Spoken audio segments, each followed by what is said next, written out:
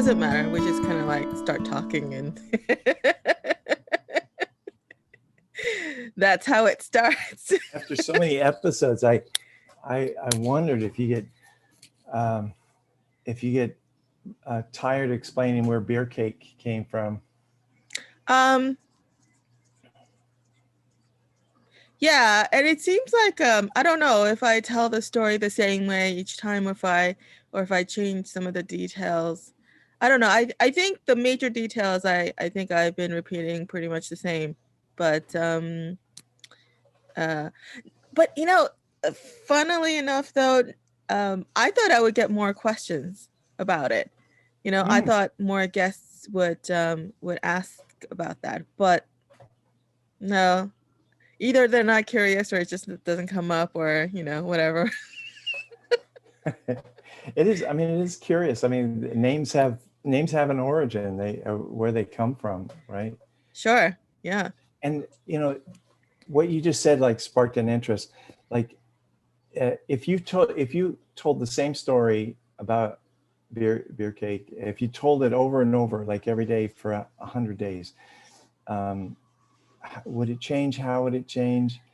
Would it bring up deeper information? And if you were able to tell it like rote, like all the same details, all that, wouldn't that kind of put it on autopilot? Like you could just phone it in? Yeah. So that's actually a two-part question, which is an interesting question in terms of like, you know, the stories that we tell about ourselves, whether it's like in private conversation or in public or whatever. And that's something I also encountered as I started performing my music in front of an audience, because in between songs I would have like little chit chat or tell a story or something. And some of my songs also have like origin stories. Yeah. Or an origin story of me being a singer-songwriter. And I've encountered how like when I told the same story, in some cases it got better as I told them over and over, and in some cases I kind of got tired of telling. But I think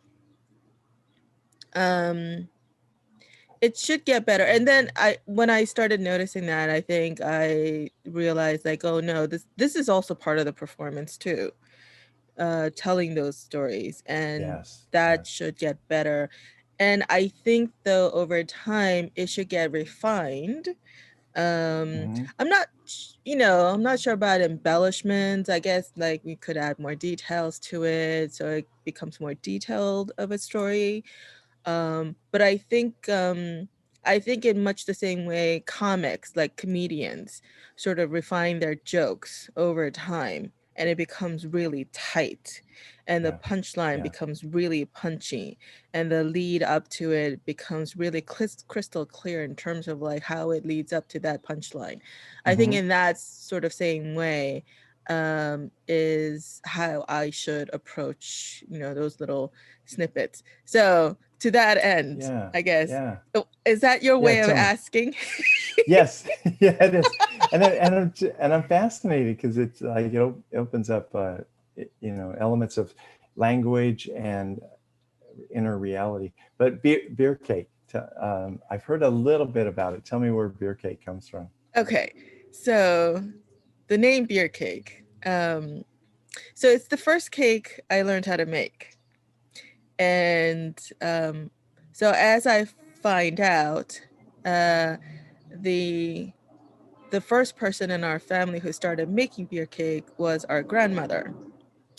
And she taught it to her daughter, which is my aunt, my father's sister, and who's the only relative in the US. So it's my father's, our family, and his sister's family who are in the US. All our other relatives are in Korea. Actually, on my mother's side, we have two uncles who live in the US, the last I heard. We kind of lost touch with them. But anyway, yeah. So you haven't connected with them. Okay. Yeah, so here's that's a whole a bunch of details that I didn't mention before when I told the story.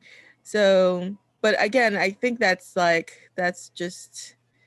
sort of unnecessary detail that I think it needs to be trimmed as I refine the story. Anyway, so it's the first cake I learned how to make, and now the thing is, the way I remember it, and is that it wasn't our grandmother, that it was my aunt who started making the cake and who taught it to the rest of us.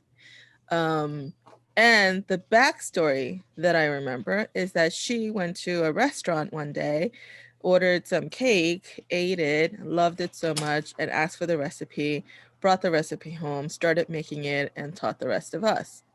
Now, when I told this to my sisters and my cousins, my aunt's children, uh, no one remembers that ever happening. Whoa. Yeah. So And were there unicorns in the story of yours and no, pink clouds? no. So I concluded that there could be three possibilities. One, Okay. I made it up. Hmm. Two, I dreamt it. Yeah. And three, my aunt told me that story and only me, not her children, not anybody else, but only to me, so that no one else knew the truth except me. Now, the third scenario Wow. is the Okay. least likely. Yes. Yes. It is That makes the sense. Yeah, it's the least likely. Um, it it could possibly be number two because um, when I dream, I have very vivid dreams. And Mm. so when I was a child, when I woke up and later remember the dream, I would remember Yeah. it as a memory, not a dream, thinking that it actually happened. Uh-huh. And so it's very possible that I dreamt it one day as a child and then later recalled it as a memory. And that's why I remember it that way. Number one is also a possibility that maybe I conflated, different stories Mhm. and somehow, sort of conjured that story in my head, with the different pieces of other stories. So who knows? Who knows what actually happened? Now, both my grandmother and my aunt have passed away, so there's no going to Oh, the source. yes. Yeah. Darn it. So that's where the name comes from. And so it's not only the first cake that I learned how to make, but it's also a cake that our family, once we learned how to make it, there was a time when we made it a lot, very often. Hmm. Yeah, our whole family liked the cake, so we made it often. We even to the point where we made it and gave it away to family Yes. friends as as gifts, like during Christmas or something, kind of like how people make fruitcake, during Yeah. holidays and give it away. Yeah. Only Um, better. yeah, yeah. So when the time came to pick a name for the podcast, I went through like whole different versions of different um, names and stuff. But a friend of mine said, well, you should Google all those names and see what comes up because maybe Mm. somebody else has it. Hmm. Or maybe it's also associated with things that you may not want to be associated with. Yeah, Oh. it happens. Yeah, it Uh, does. It does. so I went through like whole different things. My very first idea was something like jamming with JJ, but somebody already had that. Like it. Not Oh, darn. as a podcast name, but as they had their own website and YouTube and a bunch of things. And then there were other sort of um, blander kind of versions of something like that. And then so one day, uh, I thought, oh, I don't know why. All of a sudden, like something made me think of beer cake. We don't really make it anymore because we haven't made it for years. Mhm. But something made me think of it. I don't know why. And so I ran that name by some of my friends, and they all liked it. They said it was memorable. I said, okay, it Yeah. has nothing to do with nothing. Uh, but actually, the backstory of that is sort of related to the theme of my podcast, which is just stories from our lives, right? Our lives are, Yes. whether it's Yeah. family history, whether it's, our jobs, our careers, or, you know, our passions, whatever it is. But there's always a story behind things that we do and Mm-hmm. the people that Yeah. we are. And so it's related, in that sense. Yeah. Yeah. That's fascinating. Let me ask you, I mean, this is kind of a practicality. Yeah. Is it like uh, beer batter bread? Is it the alcohol burns off, but the cool taste stays? Is that part of it? I have no idea. I'm sure it imparts some flavor to the batter, but yeah, by the time the cake is baked, it like you don't really taste the alcohol, so it must evaporate during the baking process. But yeah, beer is an ingredient in the cake, and that's why it's called beer cake. Mm. Um, Does the quality of beer make a difference? I tried different kinds of beers, and not that I could detect.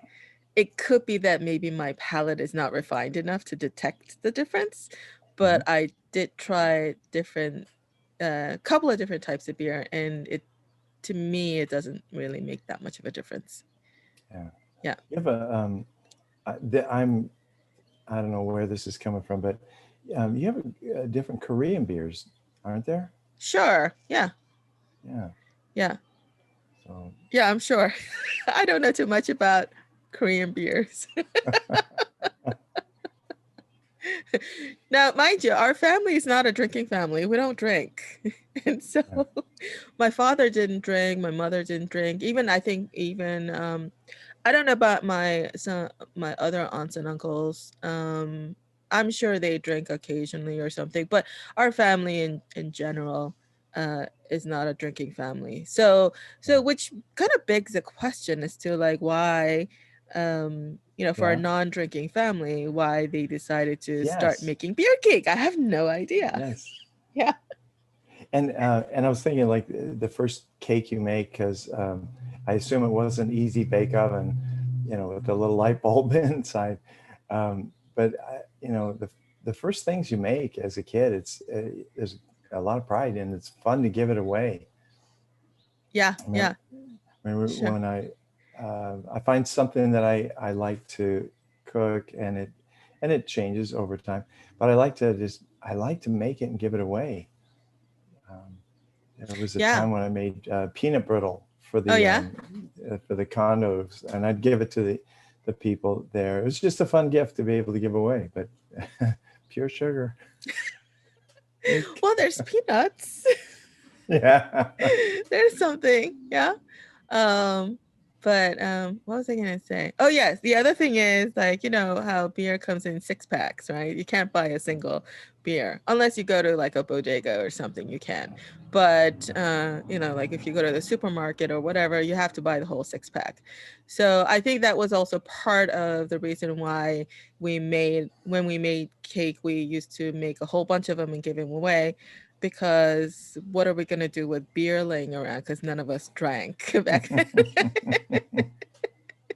But now, so Yeah. since starting the podcast, I have made beer cake and I have sent it to some of my guests. Now, California is difficult because I think it's either going to Yeah. cost an arm and a leg to get it to you like overnight, or if I ship it like ground or something, then it will take like a week to get there. And by the time it Yeah. gets there, it'll be moldy or something. So Good. it's not very practical. Thanks. Thanks for the thought. If it's the thought that counts, I'll buy you a Mercedes for doing that. So, I I, will take it. okay, I have very, very rich thoughts. And all I gave you was a cake. That's okay. It was the thought. Yeah. Now about the story that it's kind of neutral and bland, the stories we tell.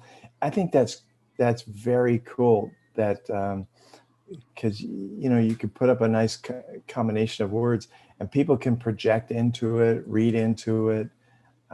This is what you must have meant.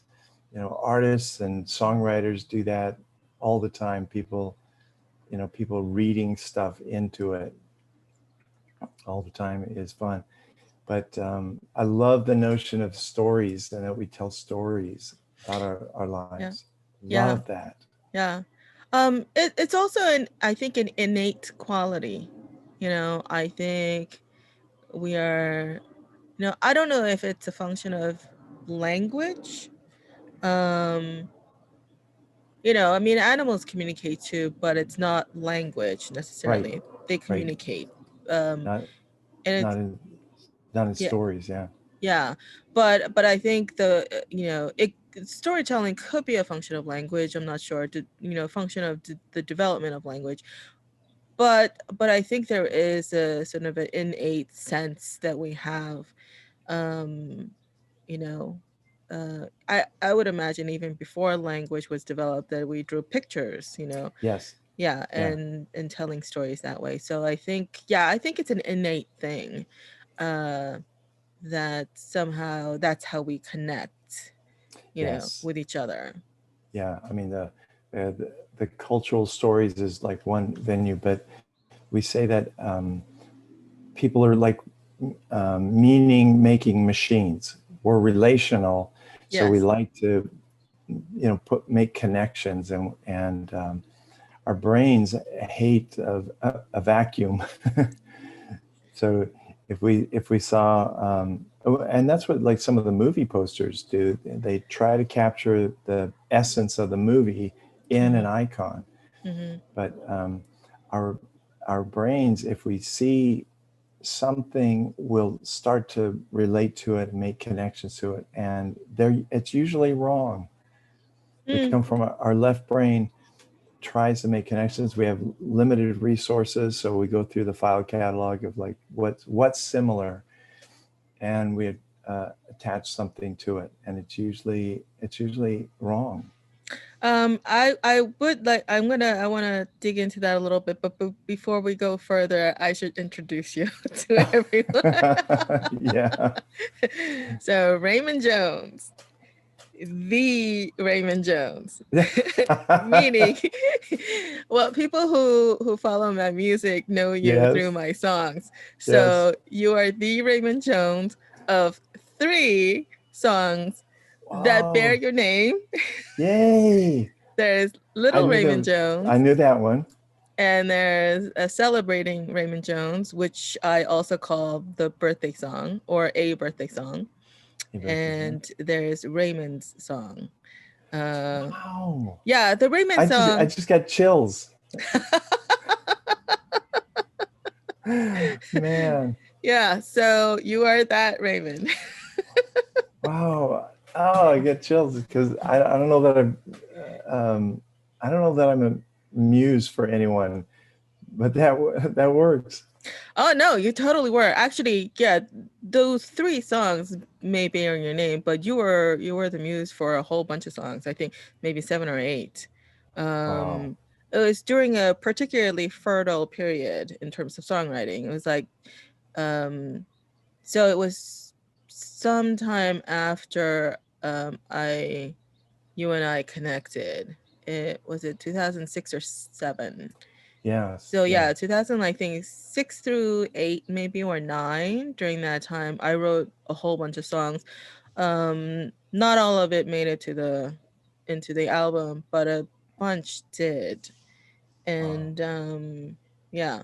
So, maybe I should explain a little bit about like our background. So I Good. met Yeah. you, the first time I met you was you as my life coach. Hmm. Um, or I think at that time they were called success coach, or I think, Success track. yeah, something like that. I think Yeah. I was in this program, and I think they called you, the coaches, they called you success coach. Right. But Right. yeah, but essentially you were a life coach. Um, and but you, by profession, you are a therapist and Hmm. counselor. Right. Yeah. Right. Um, and but you also do coaching. Right. And I've done training and coaching, and that fits the bill, many times. And uh, now I'm kind of rolling over the idea of like dating, dating an intimacy coach, because it fits. Yeah. And I think one of your specialty areas is also like relationship and sexual coaching. Right. Yeah. Yeah, which is actually very interesting. Yeah. Yeah, yeah. So It has fascinated me for all these years. I haven't shaken it. I've just, been interested in like the psychology of sex, the stories that we tell each other, the dance of intimacy, and the flirtation, the seduction, how men and women think differently, how they think about their relationships differently, hardwired, even into sex, like couples are looking for, and why things go flat. Why sexlessness is a huge epidemic these days. what sex did you say sexlessness? Yes. Ah. Do you want to explain that a little bit what that means? Yeah, it could be. It's roughly put. It's like when there hasn't been intimacy or sex for like over 2 months, and couples that go for years without it. Something goes. I want to say it's a miss. It just goes off. The stories we tell ourselves just take us away from fixing it, Mm. and the women pay the highest price for sexlessness. Like back in the 70s, 80s, guys turned a lot of attention towards getting their MBA. So they were out late at night, and in order to make it in business or law, you had to just spend gobs of hours. You come home and you're not up for it. And you get intimidated because, as women's liberation was coming on through, women were looking for more. They didn't just want the, wham slam, thank you, ma'am, kind of thing. They wanted more, and guys weren't really prepared for it. I think they were looking for more, but also I think it's important to say they were voicing it. They were actually expressing their Yes. desires. Yes. So I think women were always looking for more. It's just that they didn't necessarily say that they want more. Right. I don't know. Right. That's what yeah. No, I think Yeah. that's right. And I think what, when, there's a lot of women that say, I could do without this for the rest of my life. It's just messy and uncomfortable, and I don't. And when people say guys think about sex, more often than women, there's a little truth to it, but the bigger truth is probably that, women get tired of sloppy sex or callous guys. So they'd almost rather not, get hurt like that rather than ask for it or talk about it. And it's a Yeah. huge issue too, when like the major issue that women talk about, like with a partner, is that they don't think they can ask for what they want, without hurting his ego. Yeah. So I'd say women want good sex, and if they can't get good sex, they're kind enough to shut it down. Kind enough? I don't know if that's the right term. Or maybe it's just giving up or something. But I think Yeah. I think that it's a bit of a myth that men think about sex more than women. I Yep. think women probably think about it as much as men, but in a different way. I think we think of it in a different way. I think men maybe think more about just getting it, doing it, whatever. Yeah. Right? Women, I think Mechanics of it. we well, in my case at least, that it's a whole story in my head. It's a whole Do tell. scenario. Do tell.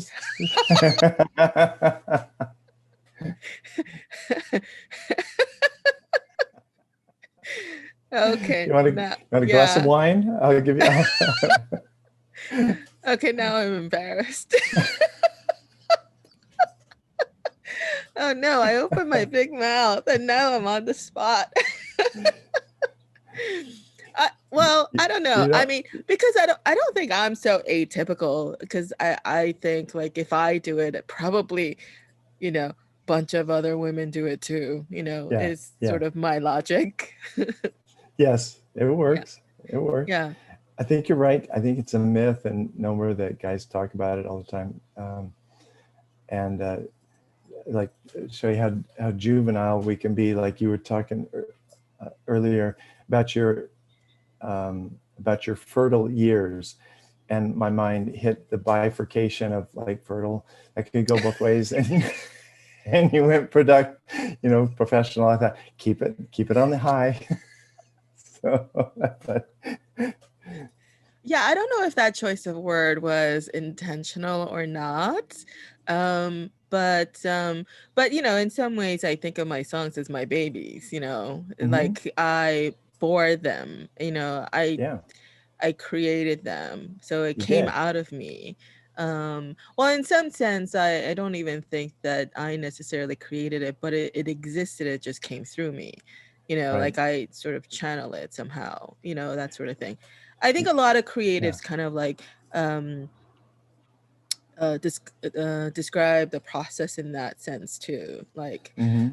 I mean, to be honest, like, um, now it's becoming more of a deliberate act, only because I'm trying to write in a particular theme.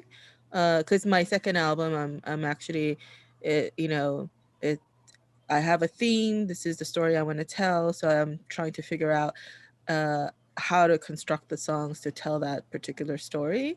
And so there's a lot more deliberateness about it this time around. But, all previous songs, it just, I don't know. It's just like an idea came and I had to write it down or I had to. Yes. And so, Yes. like, I don't know where the inspiration or the idea or the melody or the words come from, but it Yeah. just comes out that way. See, Yeah. that is so cool. It dives into storytelling and creating food of any kind, but it also goes over to like romance and stuff.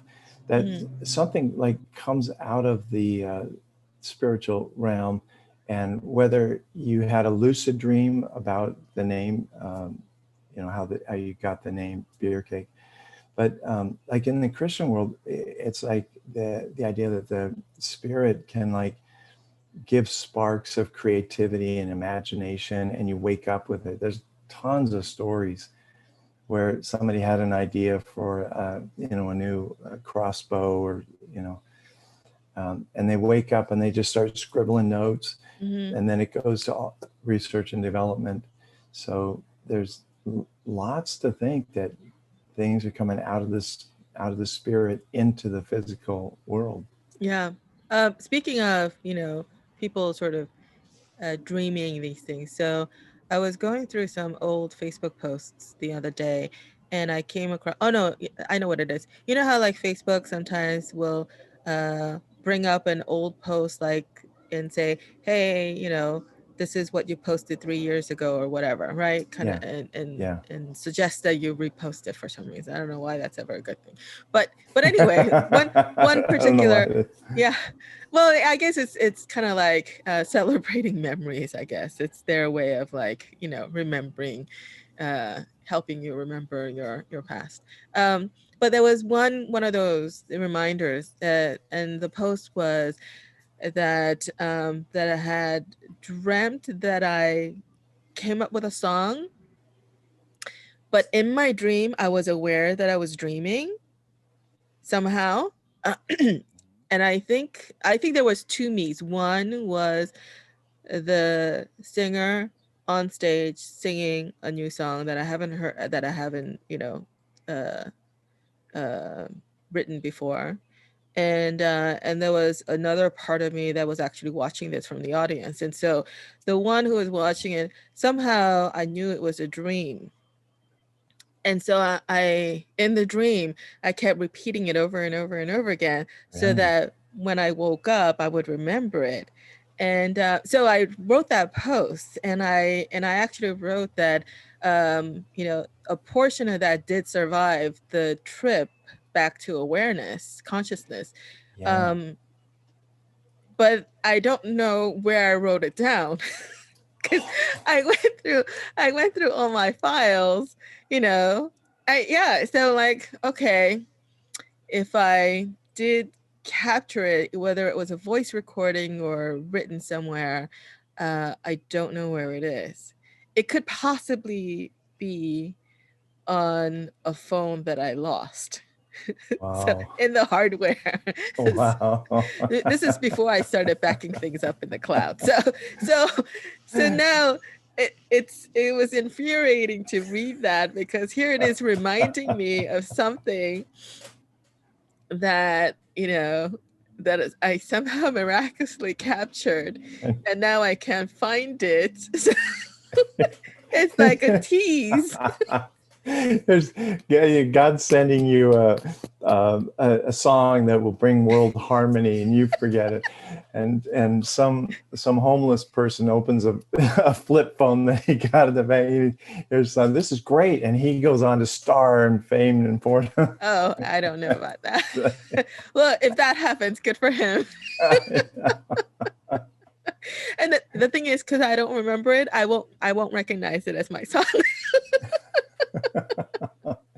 Yeah. That's how these things happen. One guy was talking about like in the spirit that energy equals mass, and constancy, and so he was saying everything moves from energy into this world. Somebody has an idea for a table, and they sketch it out, and then it goes to marketing. So everything man-made, everything in this world, began as an idea. As an idea, in some cases as a dream. Yes. Yeah. Yeah. And that's where like these people that say dreams are just meaningless are like, that's a story they're telling that's really kind of empty, because dreams are really powerful. Mm. And Yeah. I've had, I had a, I had a one of those terrifying dreams, and it repeated and made me feel kind of powerless, because I couldn't solve it, and it would show up regularly. Oh, And wow. as I got older, a little spaced out farther, so I went through my own therapy, and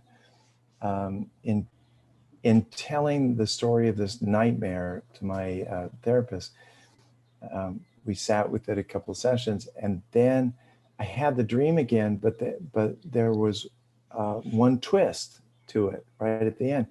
And in this dream, I was being chased through the woods by this like Frankenstein monster, and then talking it out with my analyst, and then I break through the forest to a Circle K. Why a Circle K? I don't know. But I get inside the Circle Circle K, K. the store? Yeah, Okay. yeah. This is a little convenient, like 7-Eleven. It's like, Yeah, yeah. I don't know why this, but I get inside and there's food and there's, a couple of people hanging out. And I never had the dream again. Mm. And it was like 15 years ago. Oh, wow. So it's dreams are meaningful when we resolve them. It's like a piece of the jigsaw puzzle like drops in. Did it correlate to something that was going on in your life at the time? Um, I'd say yes.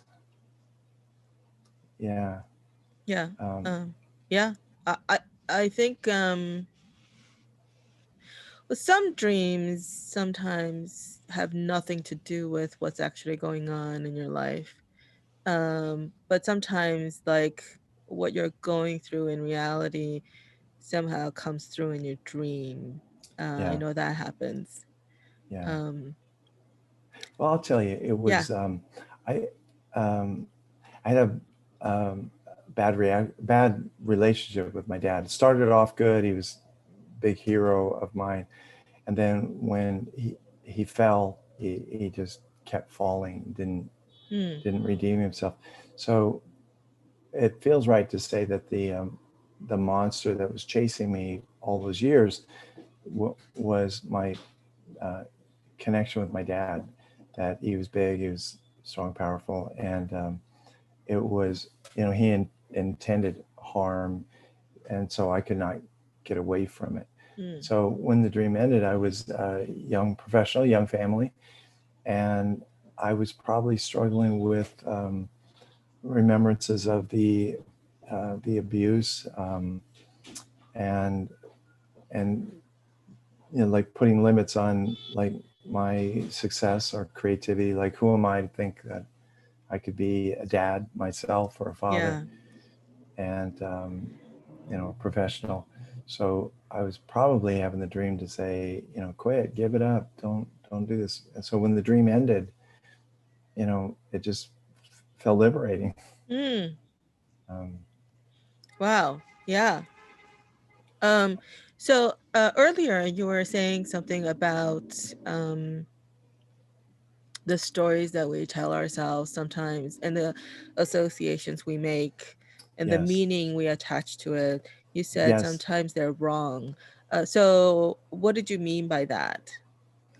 Well, it as it plays out that like and it's kind of what, if I use an example, like sitcoms are kind of based on this kind of stuff. With what you see, somebody draws a wrong conclusion, Right. and so often, when somebody um, says something in real life to us, and we fill in the blanks of this is what you must have meant, Mm-hmm. and how could you say that to me, rather than um, what I think is more of our like spiritual essence is has to do with being curious. Mm-hmm. Like if we would stay curious and open and childlike and ask and investigate and say, hey, what you just said scares me. I'm wondering if you meant this. Um, then we get to a more full or relational solution, which is comes more out of the right brain, um, like art and music and relationships and stories. Is that right brain? Yes, So the creative part is oh, that's right. Left brain is the more the logical part. Yeah. Okay. right. Yeah. Yeah, and I don't know that we get away from right and left brain stuff. It's actually like inner, like there's an inner brain and outer brain, but talk about right and left brain. That's what everybody knows. But the Yeah. right brain is artistic and storied and musical and funny and curious. So it's you want to hear something interesting too. This is fun. The right brain is wired to my left eye, Yes. right? Yeah. Okay. So you know that we're cross Um. wired like that. Yes. Yes. Yes. Okay. The eyes are So cross-wired. Yeah. yes. So when I discovered like the power of this eye gazing is that we could do it. I mean, we do it here in the video, but when you do it in person, if you let yourself drift over and just focus more on the person's left eye, then if you can bring a peace to that relationship, because no matter what the left brain is doing stormy wise, if you connect with the left eye, it settles down into like this peaceful waves. Wow, that is fascinating. So like so in Yeah. practical terms, what are you actually doing? Okay, in practical terms, um, you and I send messages from our left eye to left eye at about a rate of 6 messages a second. So if we held eye contact for just a couple of seconds, there's like 24 messages. So if you have a stomach pain and you kind of grimace like that, I start making up stories about why you grimaced. But if we keep a soft gaze and we keep gazing into each other's eyes, our brains drop into this kind of Mm. synchronicity like this, and there's a harmony, and we feel peaceful and supportive of each other. But is that so you do that with both eyes or just your left eye? Well, in business and things, they teach you to look right in the middle, keep eye contact with both. So it's not like you close one eye and just No, okay, no. okay. But this is weird too. If you see a profile picture of somebody in a magazine and you fold it in half Uh-huh. like that, it can almost look like two different people, Yes, yes. because the left eye is more the personal eye. So more people, you see actresses, the left eye is wider than the right eye, because it means I'm My kind left. of transparent. I'm honest. So what you see is what you get.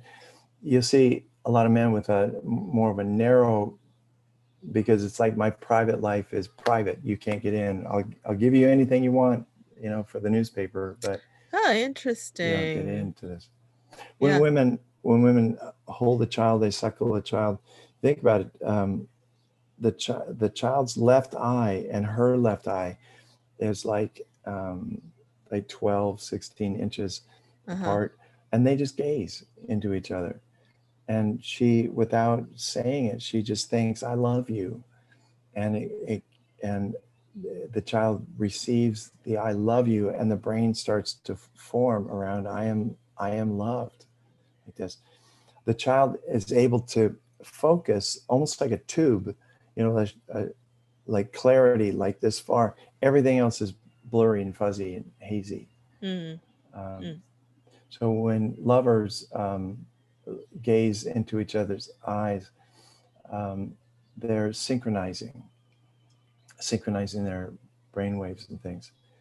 It's not easy to do and look No, it's directly into not. people's eyes. It's actually it can be very intimidating. Yes, it can. And actually like in some cases you feel naked or exposed or Yeah, yeah, yeah. yeah. It's powerful. And men, because men have more of a caution or suspicion. It's so commonplace when a husband and wife kind of look at each other, and maybe they'll meet in the kitchen, and they just hold eyes for a few seconds, and the guy will start to say, what what what what did I do wrong? What are you looking at? What did I do wrong? Why are you always criticizing me? But it also depends on the type of gaze too, right? So I mean, if you're looking at somebody with like that's Yeah. different than you know Yes. Do that again. Do that no. again.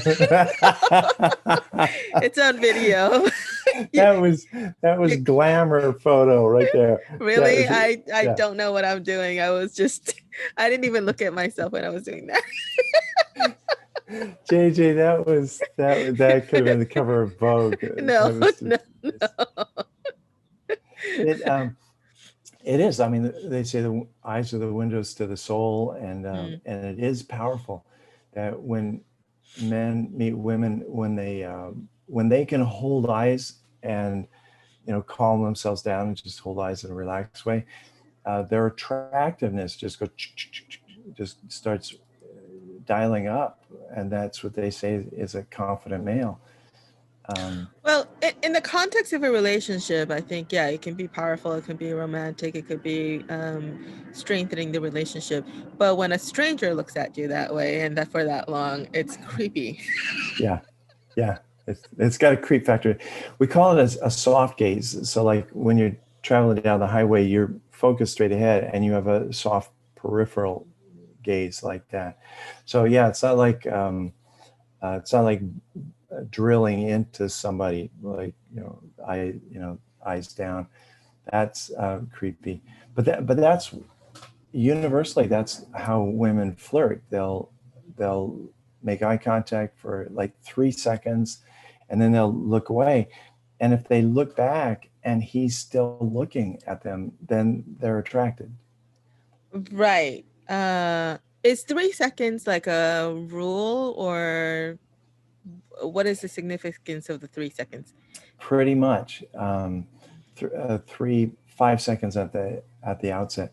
In 3 seconds, like when an idea comes to you, if you don't do something with it in the next 3 seconds, it'll pass. Really? Mm-hmm. If you take action on it, you may have the lyrics to the next song. Maybe A I'll. person may come to your mind, and if you don't decide, I'm going to call and wish them happy birthday or something like that, it passes. These ideas come to us a lot. Yeah. And we have, and like in guys dating and stuff like that, you make eye contact with a girl, and we tell them, you've got 3 seconds to start moving towards her. And his left brain panics, like, what will I say? And we say, we don't know, but you'll figure it out. Between here and there, you've got like 5 seconds to figure this out. Say something, say anything, which is the name Or of a just romantic movie. Yeah. So if a woman sees say a anything. guy Yeah.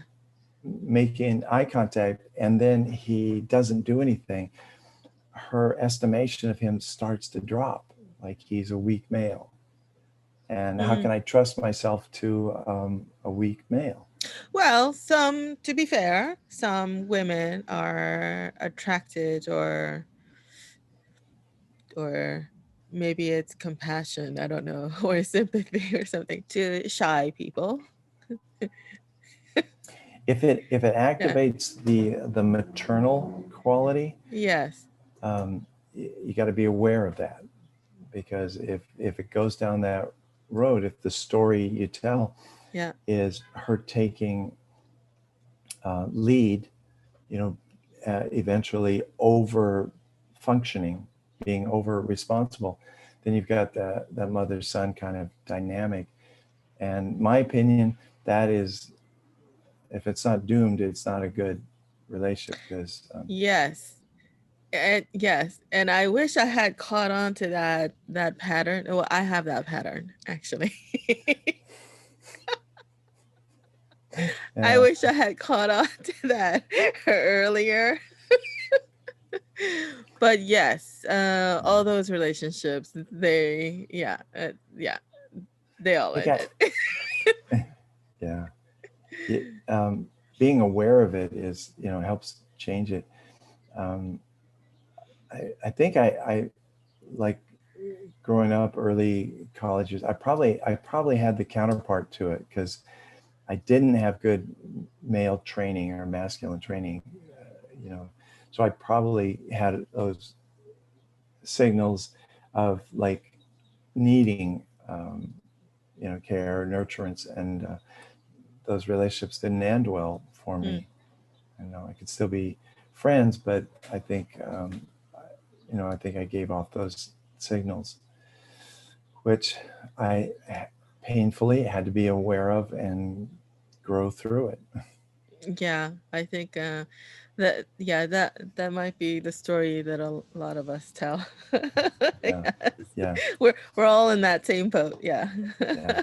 But the eye gaze, if you keep a soft look and you gaze, and you're clear and simple inside, like, I'm not thinking extra thoughts. All I'm thinking of is like a blessing for you, like want good for you. Then, the, as we say, that I have the more centered brain, or the stronger brain. And then whatever waves come up, we just settle back down. You think of like a parent and a child during a national emergency. There's an earthquake, and the child looks for the parent's eyes. And if the parent is, dramatic, expressing panic like that, it amplifies the child's panic. It goes back and forth 24, messages a few seconds. But if the parent looks at the child with the kind of calmness that says, we'll get through this, I'll be here for you, the child is secured. And that's important, because when mothers look at sons, how they think about men comes right on through. Yeah. Um, Yeah. yeah. I think I was having a conversation with someone. Oh, this, I think that maybe this is a private conversation I was having with a friend, that how much of um how, not to blame our parents for everything, but do you know, but to be honest, like, so much of it does, who they are and how Yes, they lived, yes, um passed down to us. yes. Yeah. And if it's a new phrase to you, if somebody's taking a victim role and saying that everything I do is because of them, then that has to be challenged. Yes, But that too. Yeah. to tell the truth about um, what happened to you, how they related to you, that that takes courage. Um, People like Esther Perel and Brene Brown, especially, she'll say telling the truth about your life is Who one of the are, most yeah, courageous things you could do. who are they? I'm not familiar with Oh, them. these are marvelous people. Brene Brown is um, she wrote Daring Greatly and um, Rising Again, or something like that. And she started by studying shame, Hmm. and um, uh, she was a shame researcher. She's very candid. She's very funny. She opens her book, and it's something like um, her commenting to her. She was a party girl, apparently, got herself in a bunch of trouble and recovered. And she opened the book and she said, "Excruciating. You said excruciating, right? That feelings are excruciating." And the therapist, wistful, said, "No, I didn't say excruciating. I said exhilarating." She said, "No, I'm sure you said excruciating because it's this, They're the this, same things. yeah, because this sucks." No, exhilarating can be excruciating. Yeah. Yep, energy Um, to it. I remember it was a long time ago. Kate Blanchett, the actress, Okay. she was on an interview and she was talking.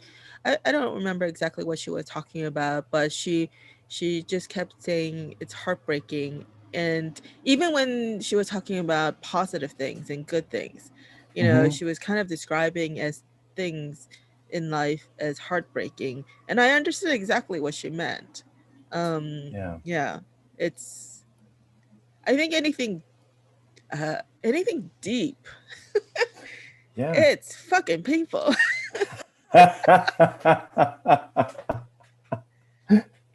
No? What do they say? The truth sets you free, but it hurts like a mother before it does. Yeah.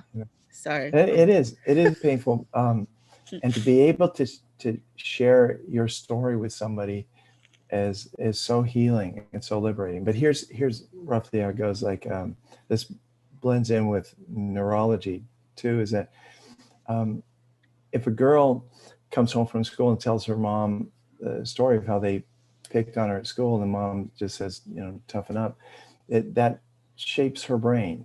It Yeah. shapes her expectations. So she expects to be um, shamed.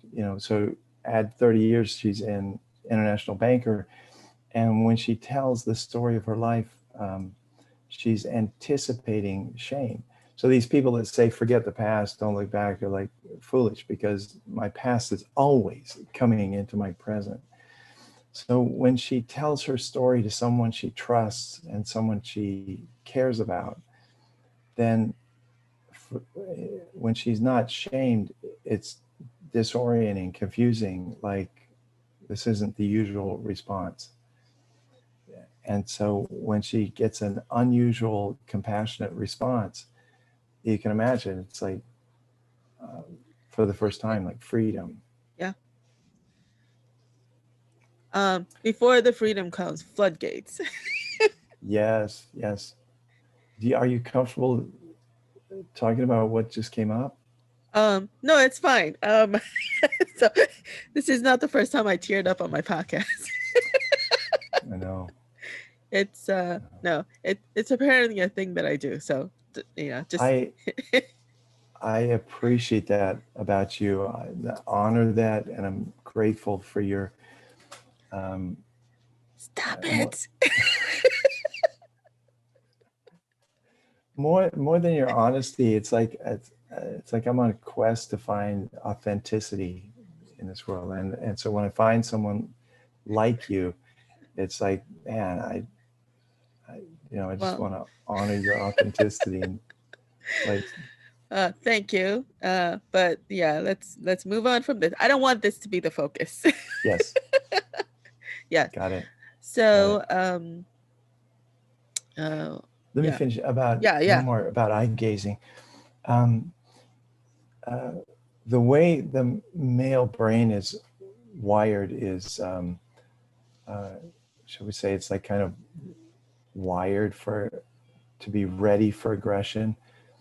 Um, when little boys and little girls in bassinets, um, little girls tend to they'll gravitate towards the human face rather than a mobile zebra stripes.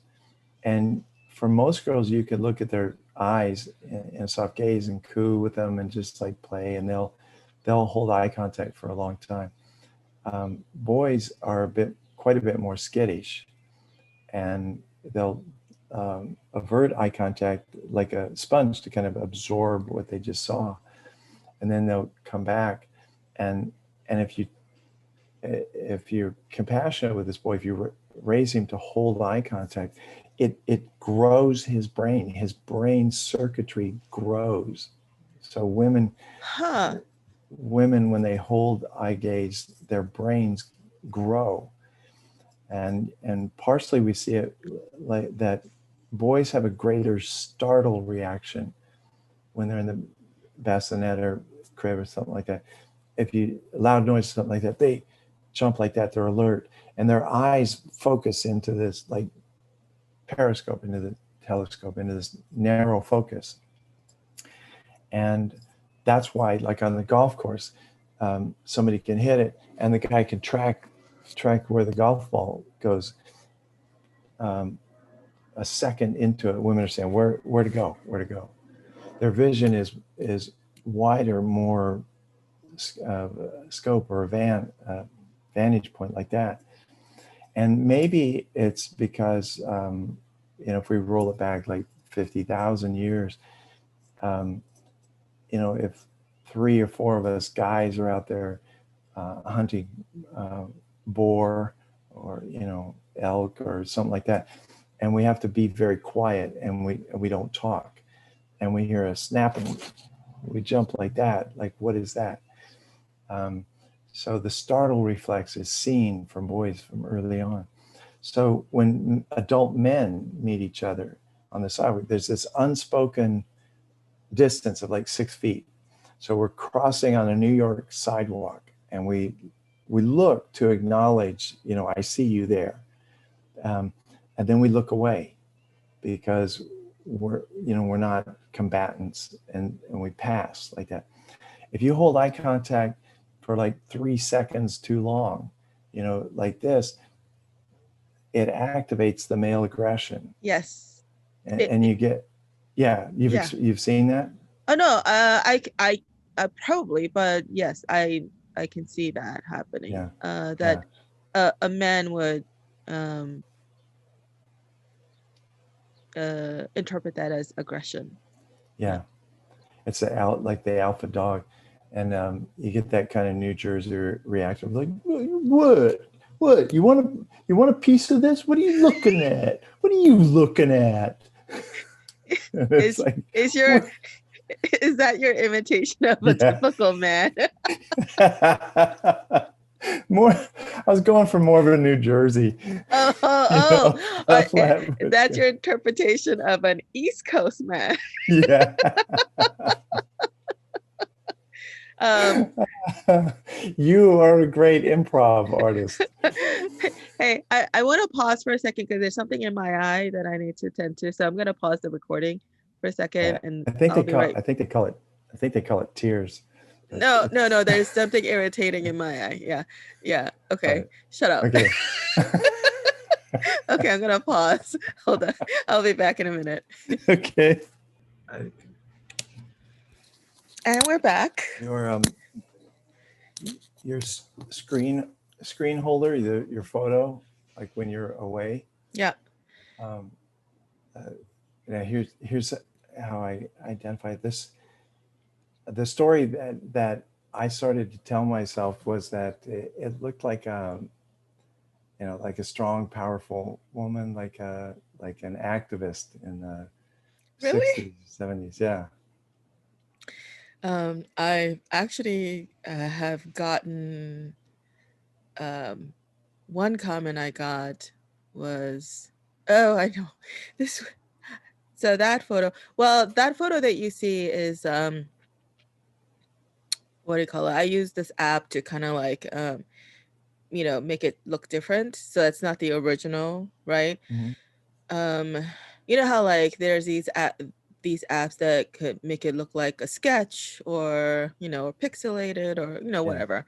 Um, and Anyway, the original photo, I posted that one time on a dating site, and somebody who hit me up, they commented how it looks like I was like scared or something.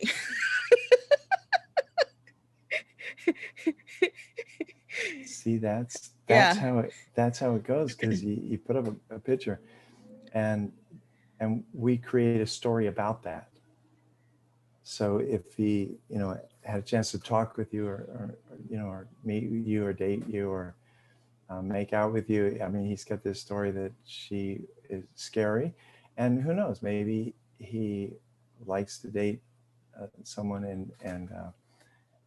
and be part of her transformation, so Hmm. that she's not so scary. Now she's soft and cuddly, and Oh no, not scary, scared. oh, scared. Yeah. Um, Like I so was startled or something.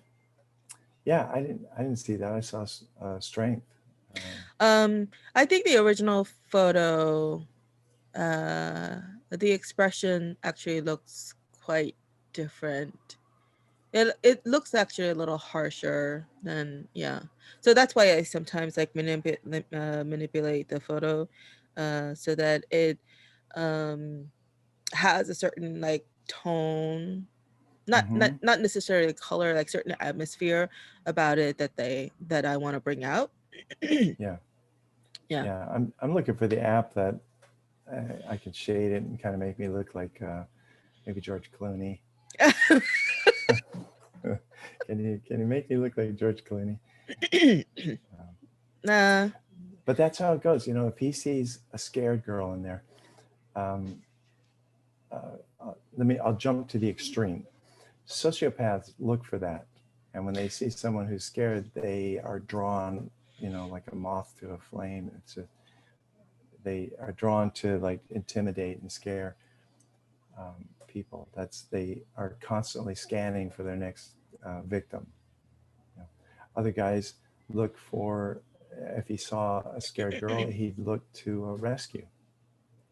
It's just, it ignites a Mm, story, and that yes. story kind of guides and governs our lives. When I was working with sex offenders, sex addiction into sex offenders, um, found that adolescents who couldn't tell the story of their lives were more likely to be offenders, because they didn't have a narrative that gave their history meaning, and their future some hope. You know, so if Say go ahead. that again. Um, kids that have like a quilt work um, history, things are out of order and they don't remember it, they are more likely to be juvenile offenders. Mm, When a kid has a history, you were anticipated. Here's the history of our clan or our family. We stand for these values, and despite the ups and downs, here's where you're going in the future. So our history gives us meaning in our what we've been through, and it gives us a destiny as to what we can hope for. Um, yeah. So that I think that So the narrative that they develop internally then is it's really about identity, isn't it? This is who I Hmm. am, this is where I come Yeah. from. Yeah. Yeah. So without that foundation, then what you're saying is without that foundation being solid, then we act out Right. in destructive ways. Right. This was new to me. Clever. I just took Hmm. um, uh, business training with um, an agency that is just phenomenal. I'd recommend it to anybody. And what they helped us gravitate towards was like 0 to 8 years old. So much of our mindset is how to survive, because I can't survive without the big people. So uh, the stories we make up about how to survive span the rest of our lives unless we are become aware of them. So zero to 8, mom's depressed, I'm going to be a clown, or I'm going to be an artist, I'm going to draw goofy Mm. pictures, or i'm going to I'm going to be self-destructive to get her focus off herself, like that. So we develop that, and that becomes like how we survive. 8 to 16 tends to be more of like the story is more of like, how do I belong, how Mm. do I fit in? And for most kids, like you fit in on the outside, because it's always comical to see 3, 4, 5, 6 goth girls, and they're all they're all goth on the outside, and it's all a rebellion against conformity. It's like I want to be goth like everybody else. It's like, don't box me in. Don't tell me who I'm all about. It But is when it, interesting. It's rebelling against certain forms of conformity, but then conforming into other uh yep, yeah. and everybody's judged on the outside. Hmm. If you're a jarhead or an athlete, I mean, it's all on the outside. Like, we don't want to know who you are on the inside. But if you look the same on the outside, then we feel safer around you. When you belong, you can look different on the outside. You can have a motley crew, because like That was me. yeah. I was I would say I describe myself as a misfit. Yeah. I didn't fit neatly into any kind of category. So, yeah, so I was a bit of a misfit. And so my friends were also sort of misfits. That's Yeah. cool. That's an artist colony, and that just speaks of a ton of imagination on your part. Um, Well, you know what though? Every once in a while I wanted to be normal too. Like the guy that I liked at the time, this we're talking about high school. Like I actually wanted to go to the prom. I mean, like I didn't care that we were dating or anything. Like I wanted like yeah, my little, circle of friends, like, hey, why don't yeah, we all go to the prom together? yeah, But yeah. none of them wanted to. Let's go to the prom and wear army boots. You know. But Yeah. yeah. Something you said earlier, um so yeah, you were saying like how when we don't get that sort of narrative developed that basically answers the question of who am I, where do I come from, what do I stand for, that sort of thing, that the sort of self identity. Um, so um, but in some cases, I mean, especially in the cases of like abuse or, abusive situation or other dysfunctional situation, um, there can be a clear narrative that develops for the child. So, you know, so is it just lack of clarity in the narrative that develops, um or is it does it need is uh it needs to be positive? Well, I kind of know Uh, the answer. Yeah, go yeah, ahead. Yeah, yeah, sorry. Yeah. yeah. There's a question in there somewhere. TJ, you are great. There's a question in there somewhere. Oh, good. I'll go look for it.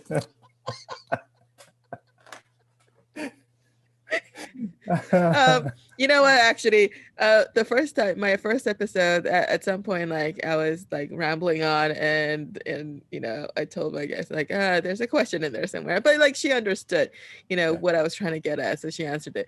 And then I thought, hey, that's kind of funny. Actually, it is something that I say often in normal conversations. Whenever it's a long form conversation, and I think I even said it like during like meetings, at work.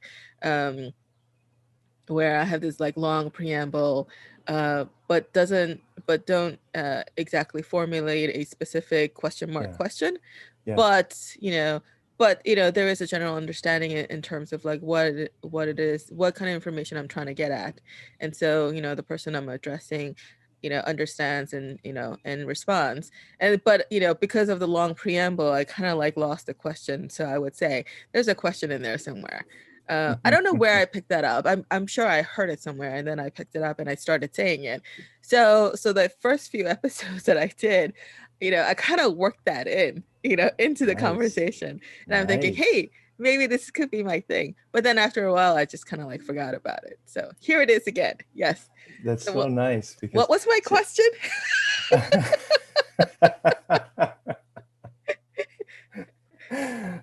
Yeah. You see, I see you as like being one of the most creative, spontaneous, like improv, intelligent. Oh my God, your intelligence is off the charts. Um, and You're embarrassing me. oh, good. I'll keep driving this home there. You're convivial. You really put people at ease. Like I've looked at some of your other broadcasts, and it's like, dang, they're having a great time. I hope I do too. Oh yeah. Yeah. Well, you and I will have a great time, whatever we Yeah. talk about. Yeah. Yeah. But yes, but that part is actually very intentional.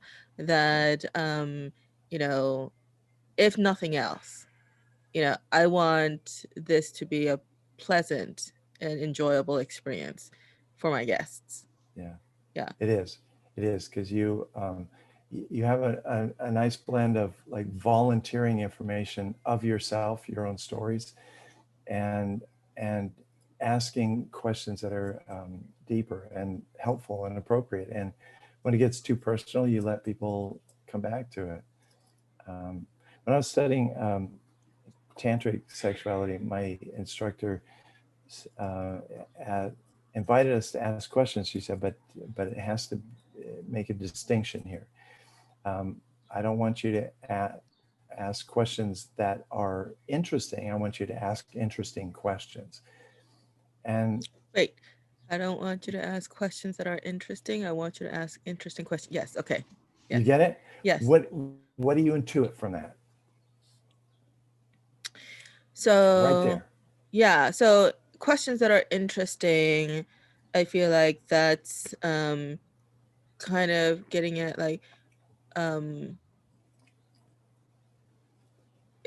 more like questions that sound interesting. Yes. Like, Yes. oh, I think this might be an Yes. interesting question to ask, as Yes. opposed to interesting question, which kind of emanate from within, because it Right. comes from a genuine sense of interest. That's it. You got Okay. it. It's the kind of the difference between, aren't I clever? Didn't Right. I ask an interesting question? Didn't I stump the teacher or show my knowledge of like this? And the question that is curious that we all learn from. Yeah. You know, it's hard to stomach watching some of the almost all of the news. Um, Eric McStakis, he asked a good question. Jordan Peterson. Um, but the question is like, you and me are on this interesting quest, and isn't this fascinating? As opposed to these meandering, multi-leveled questions that say, I'm such a clever reporter, aren't I? I caught you. Well, I think it also helps to come to the table with no particular agenda, you know. So like all I'm interested in is what's inside your head and I want to get it out. What are you Yeah, thinking and what do you mean, yeah, Um you're curious, um, uh, and part of why I would call it like our essential self or our spiritual self is that um, I can think of three or four qualities that you'd be hard pressed to shame. You can't shame. You know, I picture like I, you can see it in your mind's eye. I can a picture of a kid, guy or girl, uh, maybe 2 years old, and they're out walking in the woods, and they kind of bend down, and there's little squatty legs, and they look at a daffodil or they look at a caterpillar or something like that. They're fascinated. How in the world do you shame curiosity? mm, Can't. you can actually. Reach for it. Try to. I mean, go uh for it. Go for it. you know like like if you ask a question, would you could shame me with a response something like you don't need to know, or don't be nosy, or you know stuff like that, where Yeah. like you don't have Wow. it, kind of alluding to like you're not in the position to ask questions, or you're not, or you have no right to be curious. Wow, JG, you just burst my bubble. That was pretty dark. Oh, Not really? just no, because it reflects like a curmudgeon attitude.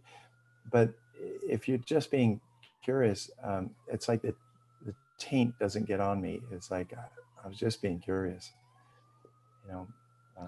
Yeah, Kindness. but also, you know what? I think depends on, so, depends on the person who is being asked, Hmm. right? Yeah, If the question is a little too probing, if it's too personal, yeah, or it's on a topic that makes the you know other person uncomfortable in any way, or triggers a traumatic experience, past, or something, um then yeah, then I could see that happening too. yeah, Yeah. So yes, I think you can shame curiosity, or at least kick it down. At least kick it down a Or step or a oh curve or no, what something. was it you said, that's why I responded this way? I think you said curiosity can't be what something. I didn't think the someone being curious, coming from curiosity, it's kind of shame proof. It's kind of like if you try to Oh, shame it, it just rolls off. right. Yeah, I guess. No, I'm trying to think of a situation where, I mean, you're talking about like just genuine curiosity as opposed to Hmm. like I want to pry curiosity. Right, Right. You're talking about a very innocent curiosity. right. Yeah. Um Well, that's kind of hard to say though, isn't it? Like, I think you could say that about a child because they're not so tainted with, worldly experiences yet, right? Hmm. So, especially a young child where, yeah, the entire the entire world is curious to them because it's the first time they're encountering everything. Yes. So they're not making any certain value judgments, or maybe they haven't had any traumatic experiences yet, or to look at it in Yeah. any negative way. But I think as an adult though, um it's sometimes um difficult to discern if this is really coming from an innocent, curious place, or am I trying to get at something? Nice. right? Nice. For anyone to be honest with themselves about that question, um, it, it it's like that filters it out. Like, am I driving an agenda? Am I trying to get something? Um, do I ask a question so that I look intelligent or creative or Right. Am I asking an interesting question, or what was the other thing? at A question that's interesting or whatever. yeah. I get them twisted around, but you can feel the difference, right? Yeah. The flashlight is either on the person asking the question, or the spotlight is on the person they're curious about, and Yeah. and there's a Yeah. distinction. Well, I think you are definitely a curious person, and Thank you. yeah, an innocently curious person. Like, I don't think you have a single um I'm trying to think of the right word. Uh Offensive, maybe. No, that's not quite the right word. But anyway, you don't have a single offensive bone in your body. But that's not quite the right word either. Uh all right. For lack of a better word, I'll stick with that. Okay, but Yeah. let me step forward and say um, that mm, that only happened in me in the last the accelerated journey is the last 10 years, but really the last 5 years, because having gone through trauma, alcoholic parents, abuse of all kinds, um, I came out of it, protecting myself in every way that I could, Hmm. and intellectualizing, getting into college and intellectualizing was one way, but shyness was another, um, posturing, not revealing information, and I think it was all this, it was kind of a damnable care about what other people thought about me. I had to always be attuned to, like, pleasing people. I call myself Ah. a reformed nice guy.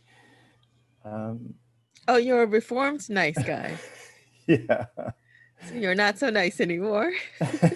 No, um, I am kidding. yeah. And before we stop the cameras, I mean, um, and I said, what's in your eyes, tears, and you said, shut up. And I thought, there's there's a handful of women that can tell me that. Yeah. And JD, I just tr- I And, just trust you, like where this conversation goes. But and I don't say that to everybody either. Although I used to be a lot more brash when I was younger. Like, I used to be able to get away with saying stuff like that to people, and they wouldn't take it offensively. It's like they would take it as kind of like as a as a friendly jab, as opposed yeah, to like a punch. Um and I was actually quite there's one particular uh job, the head of the our team, our department. um I was the only one amongst all the team members who could actually give our boss like jabs, and he took it. wow, yes, And everybody else would look at me and like, how are you able to get away with saying those things? I'm like, I don't yes, know. yes. It is kind of a question. Like, some people, should I say, some women, have a way of, like, conveying enough, real respect on the side, and to be able to call somebody out, humorously on the other side. So it's like you're known. Uh, by contrast, Yeah. think of the person who is always sarcastic. Yeah. Sarcasm was big in the 80s. Think of the person who's always looking on the negative side. It's like, if you don't feel supported by that person, they just get annoying. Yeah. Yeah. Actually, yeah. Sarcasm can be funny, But if Hmm. you're always sarcastic, it can get old really quickly. Yeah. Yeah. Um, There's truth at saying that there's like a veiled anger in yeah. that sarcasm. Yeah. Well, I will say though, while I'm touting my ability to jab at people and get away with it, it wasn't always like that. There were times when I did say stuff like that, and the other person just took it. There was one time I specifically remember I thought I jokingly said "shut up," but he got really upset and he took really offensively, and I think he didn't talk to me for days or weeks or whatever it was. Mm. Yeah. Two So I things. don't always get it right either. No, no, but you you took a good-natured effort. Um, I recognize it, and so I identified it in the male, right? It was a male thing. Yes. Women do it too, but men. But I've seen men do this. Is that because they don't know themselves or their emotions. So rather than explode or blow up, they punish women. Men punish women by withdrawing back into their cave, and they have all Hmm. kinds of reasons for why they do. But essentially, Yeah. when you hit a woman's jugular vein, you isolate her. Because it's one of the deep fears that women have of being like isolated, you know, ostracized, being alone in this universe. And when a guy does that to a woman, it's punishing and it's intimidation to get a woman back in line. And it's not fair. It's not right. It's not always women and men, between women and men, though, right? I think there are plenty of women that also give the silent treatment as well. Yeah, the Yeah. silent treatment is like it's hurt. It's just hurtful. But Man, yeah, go ahead. let me say something about offense. This back in the early 80s, this book just was transitional, revolutionized my world. John Bevere wrote a book called I don't know if I get the title right, but it's called The Bait of Satan, Mm, and it was offense, colon the bait of Satan, and he was saying that when it's a slippery slope, it's like when we get offended, then we get to hurt, then we get to resentment, then it gets down to bitterness, then it goes down to hatred. It's a slippery slope, and I would add to it up on the front end.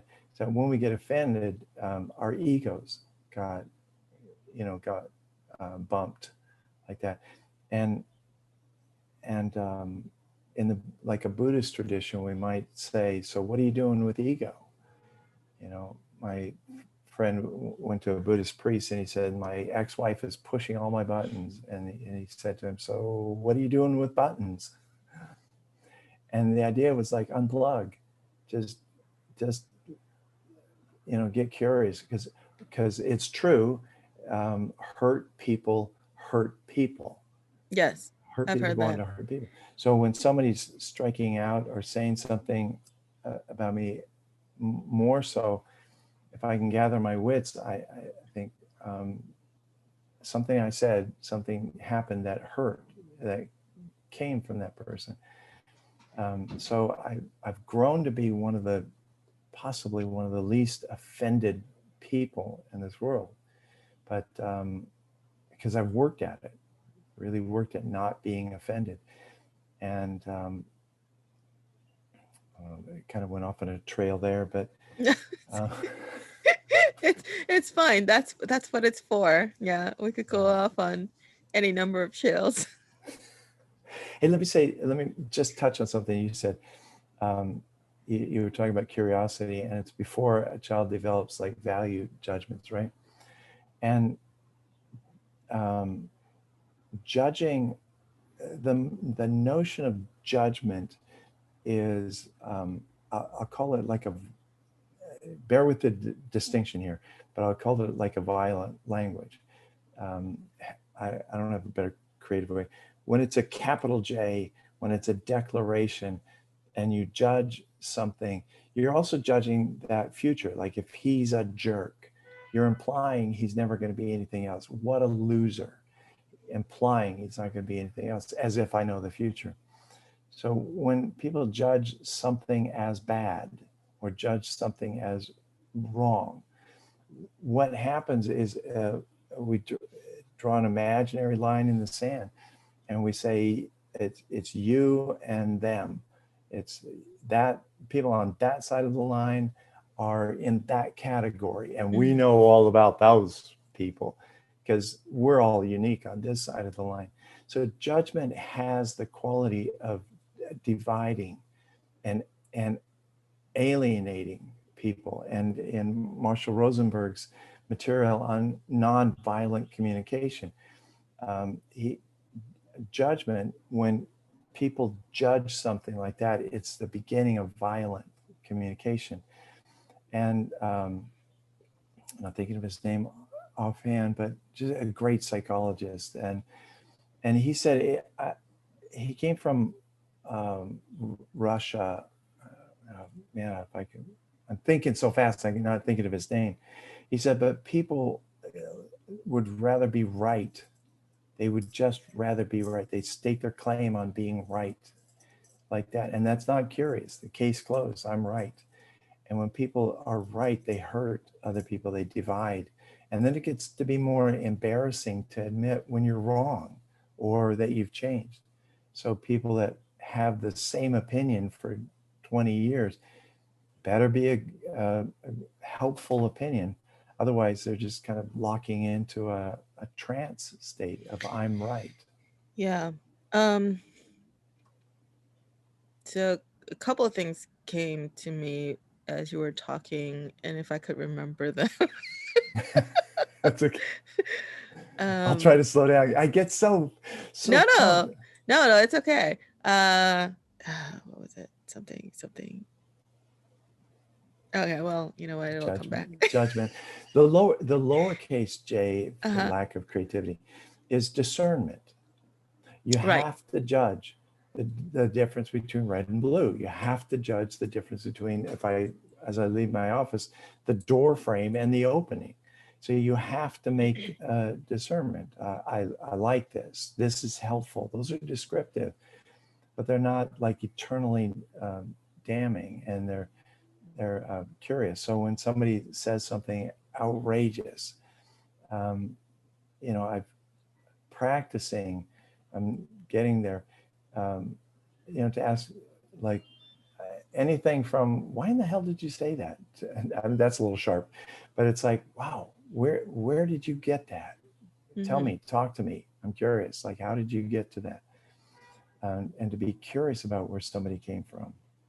I think I think you could also make at least based on the examples you gave, you could also make the distinction in these terms that you're making a moral judgment in one case and you're Yes, making an yes, empirical judgment in the other case. absolutely. Um, so yeah, I remember what it was I was gonna say. Oh, I remembered it now. I forgot again. Yeah.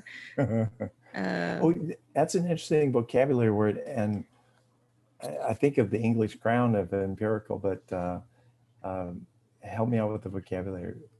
One's a moral judgment, like Oh, right and right. wrong. So, at least based on the examples that you gave, it seemed like the capital J judgment is you're making moral judgments Mm-hmm. on things. Like it's bad, it's good, it's, whatever, right? Yeah, Um the lowercase judgment is you're discernment. judging, yeah, discernment. You're judging more empirically, more factually, like that. Mm-hmm. You're saying it's blue or it's red as opposed to it's you know um Yep, good or bad. yep. Yeah. Oh, I remember now what I was gonna say. So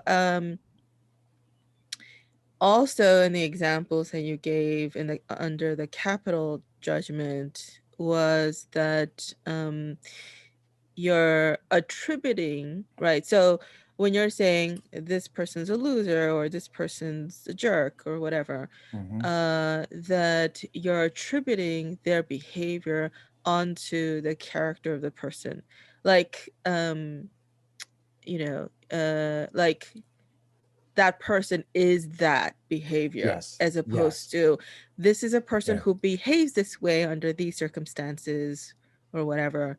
Right, that's an empirical way of looking at it. This Right. person happened to behave in this situation, and these things happened, right?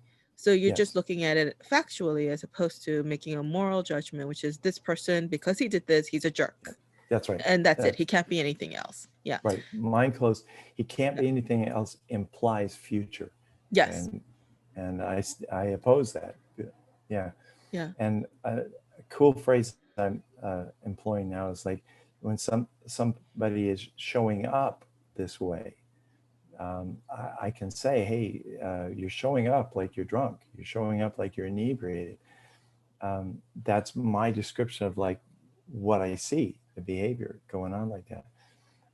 The moment I judge somebody morality and I say, you're drunk, mister, you always get debate. No, I'm not. Yeah.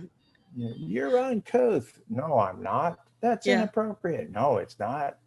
Like, you just sparked an argument. Yeah.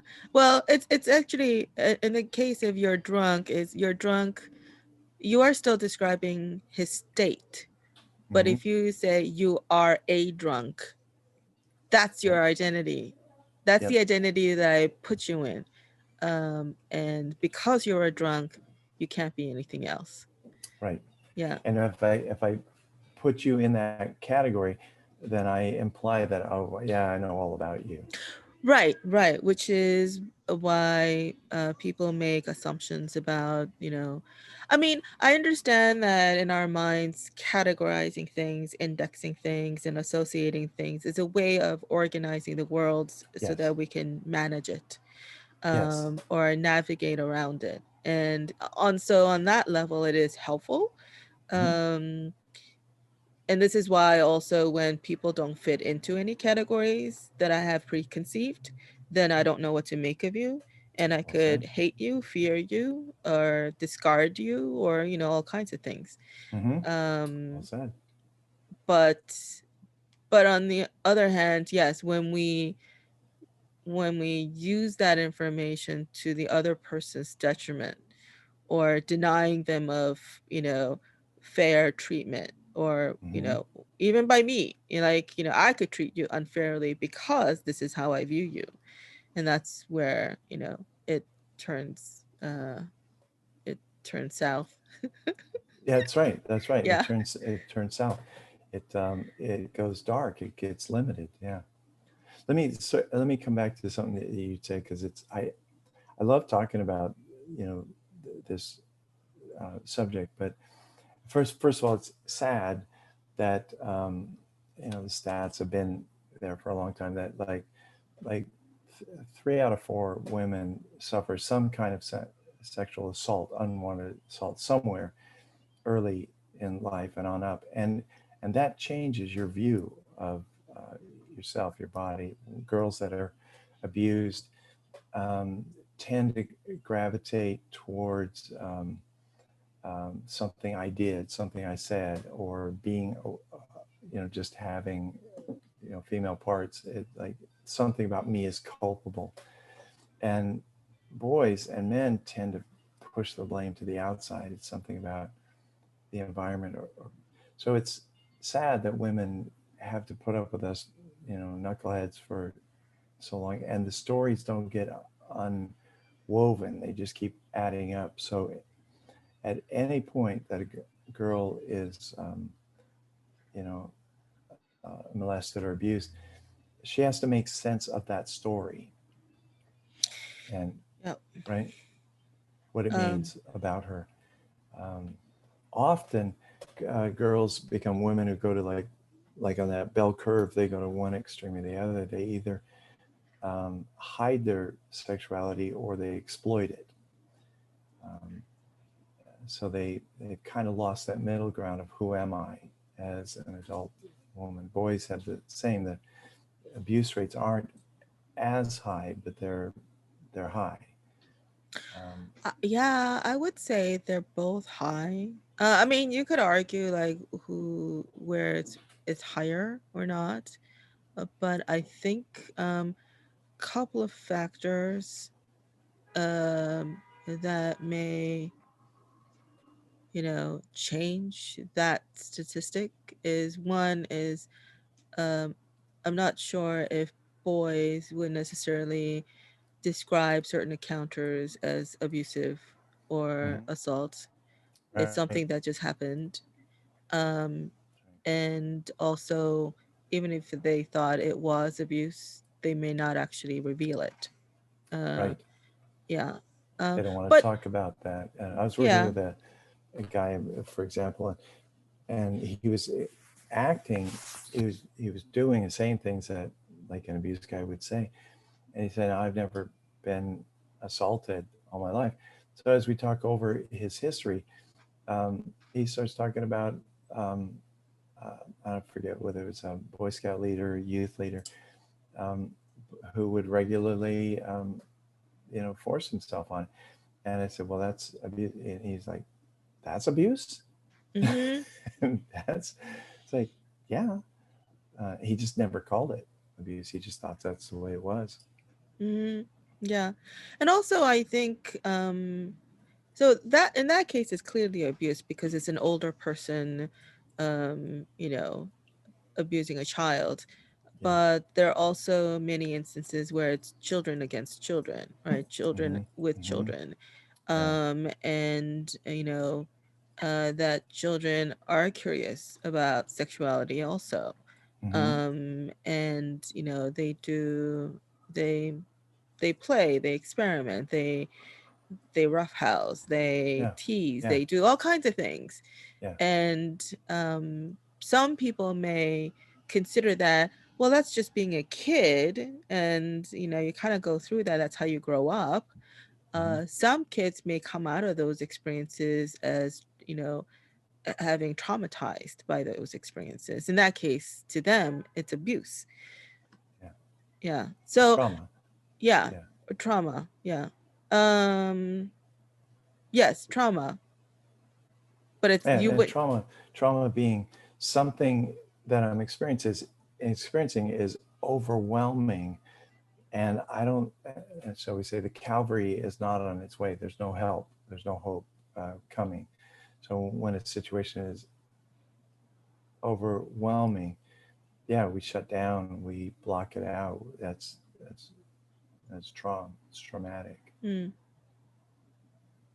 You know, and yeah. being able to talk that over with somebody releases it, gets us back on our more natural kind of pathway. So, are you saying that not all traumas are from abuse? Yeah, there's well, there's emotional trauma and physical trauma. There's yeah, not and and through our lives something can be traumatic, um, and then we start assigning stories to it. Like this is JJ. This is a theme that is like breaking my heart these days. Um, and it happened to me. It happened to a number of guys. Whereas um, I'm I'm thinking back to a men's group that I was in, and there was a big guy, Navajo guy, nice guy, but man, he was armed up. He was an armament. And when he was like 9 years old, and they were at I think Huntington, no, not Huntington, but they were at one of the beaches here, Mm, and he went in to use the restroom, and this uh, gang, um, you know, pulled the car up. The guy came in, and he had just a little knife, like 1 2 inch blade, and he put it to this guy's jugular, and he mm, said, "We've been watching your family out there. We can describe your parents and your sisters. So you either, perform on me, or I'll cut your jugular, and then we'll go after it." And the kid was intimidated, so he mm-hmm, did. And they threatened. They say, "Don't tell anyone." So this is common. He feels like a coward. Mhm. So he grows up to be this big, buff guy who has guns. He's a Navajo. He's a windwalker. He's like, you don't mess with him. But in confidence, he says, "I feel like a coward," Mm. and I carry that sense inside of me that I'm really a coward. Um, uh, when the abuse was going on in my family, um, sleepless nights, uh, food thrown everywhere, glass broken, police. We used to say if the police weren't at our house on Saturday night, it wasn't a normal Saturday night. And I'd go out, and my mom would be crumpled on the floor. There'd be blood. And my dad would be standing, over her. And for as little as I was, um, I couldn't stop it. I couldn't stop him from hitting her. Um, she would wave me off. She'd say, "Go back to your room, or it'll get worse. Just go back to your room." Um, but I always felt like I should have done something. So I grew up with the feeling that I was a coward. Mm. Um, and that is very common for guys. And that breaks my heart because you get to be uh, 40, 50 years old, and you know, you don't think you can do the normal things that you're called on to do because you're a coward. And the wife is looking to you for help or guidance or strength or something. Mm. And it's almost one time I was in session, and it was like trying to start a car with a dead battery. It was like, and I thought, dude, this is your chance to either say, that you feel like coward, let's work so you don't. But she was crestfallen. She was looking for him for something, and he couldn't deliver. So tried as hard as we could. We couldn't hold that together. Um, and I think I was plagued with a lot of this. Like when I went through my marriage, um, I didn't know myself. I carried those beaten down feelings that I was a coward, inept, and lots of stories about myself that were not helpful. I didn't know how to talk about it. So I think amidst the things that went wrong in the marriage, I think my part of it was I didn't know myself, couldn't be honest. And so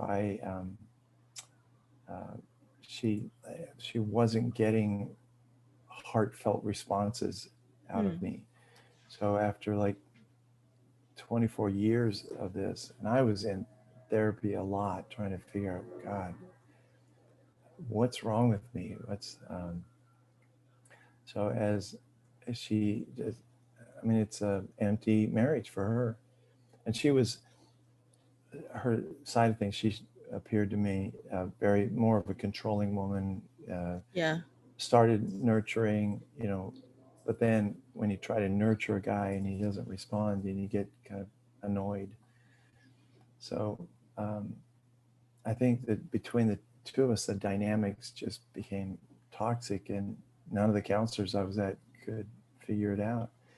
Huh. So she just got fed up. She had enough of me, and split. And that breakdown was one of the hugest breakdowns in my life. I was a failure, um, uh, and couldn't pull it together. So I looked for, like, I was making applications to anything to get out of this field. Um, but When and how did you come to the realization that that was what you were carrying, the feeling of being a coward, and also connecting it back to your childhood experience? um, I was one that didn't count it as abuse or didn't call it abuse because it was just my family for decades, probably 2 decades. And therapy, it was in a deeper therapy that I could identify, and the therapist would say that's not right. Um, and I didn't even have time to tell her all the all the nightmarish things I'd seen and experienced, how it affected me. But after the divorce, I went through um, something like Landmark, Mm-hmm. and I went through that kind of training where they provide a container and they are able to confront you with it, and that's where the notion of acting or feeling like a coward started to come up. Of like, oh yeah, I'm not. Because I perfectionistic is I would do this right, but if you have authenticity, you get in and you do it to the best you can, and then you learn, you recalibrate. So it's one of those trainings that it started dawn on me that how much of uh, no matter how big, no matter how much I had, no matter what, and that was hard for me to conceive because um, women at these trainings were like intimidated by me. It's like, what? I'm a nice guy, but size and voice and you know shape, women were intimidated, and I couldn't, like, they were reacting like I was Frankenstein, but I didn't feel like Frankenstein inside. Hmm. So that was weird. That's what I guess that's where I had been on a journey of identity and coming to grips with our own the um, power that I do have, the authenticity. Um, one of the one of the women I dated for a long time, um, she said, "Ray, you see the best in everybody," and You it's do. true. I Yeah. always want to, and like you, I listen for the stories. She said, but you don't see how great you are, and she said, and that's a form of inauthenticity.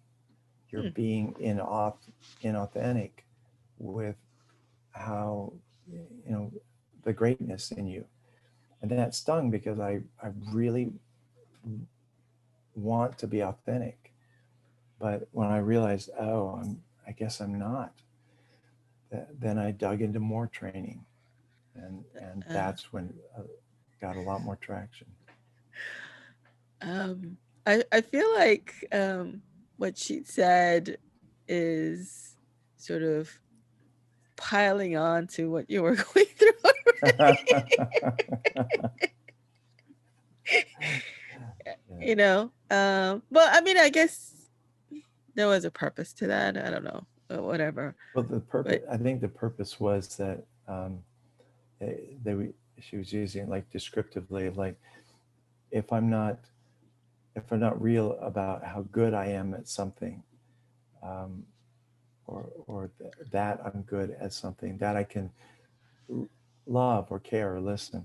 If I'm not upfront with that, then I'm not. If my insides don't match my outsides, then I'm not being authentic, and yeah. that was a motivator.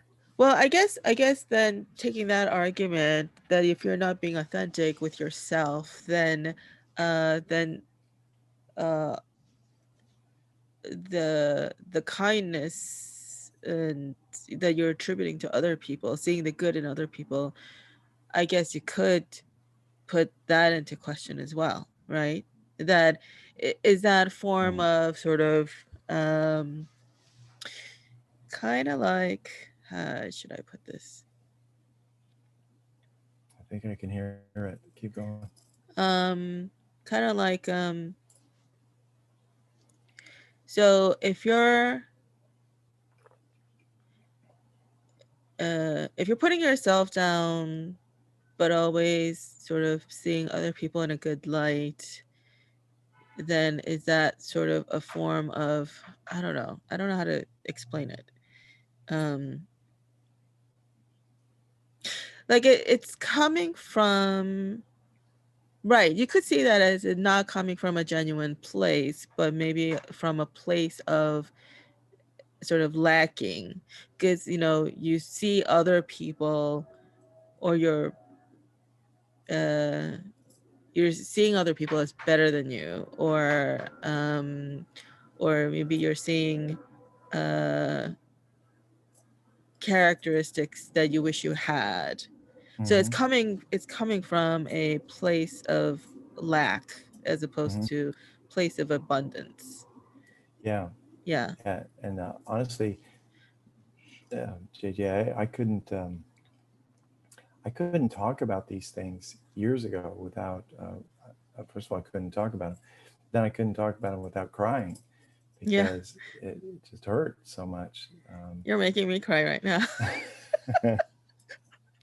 I thank you. I appreciate that compassion, but yeah, I think it was kind of a mix of like need and sometimes being a nice guy, um, seeing something that somebody did that was like mean, but attributing like a good quality to it. So not seeing the shadow in them. Yes, yes, yes. That Yeah, also, yeah. I would say yes, and I am actually aware of a particular incident that you had to go through in your life, because you couldn't see, yeah, yeah, yeah. that part in someone else, and so you actually had pretty dire consequences. We won't go into details, but I think you know what I'm talking about. Sure. Yeah, Yeah. put it in the category of being bullied.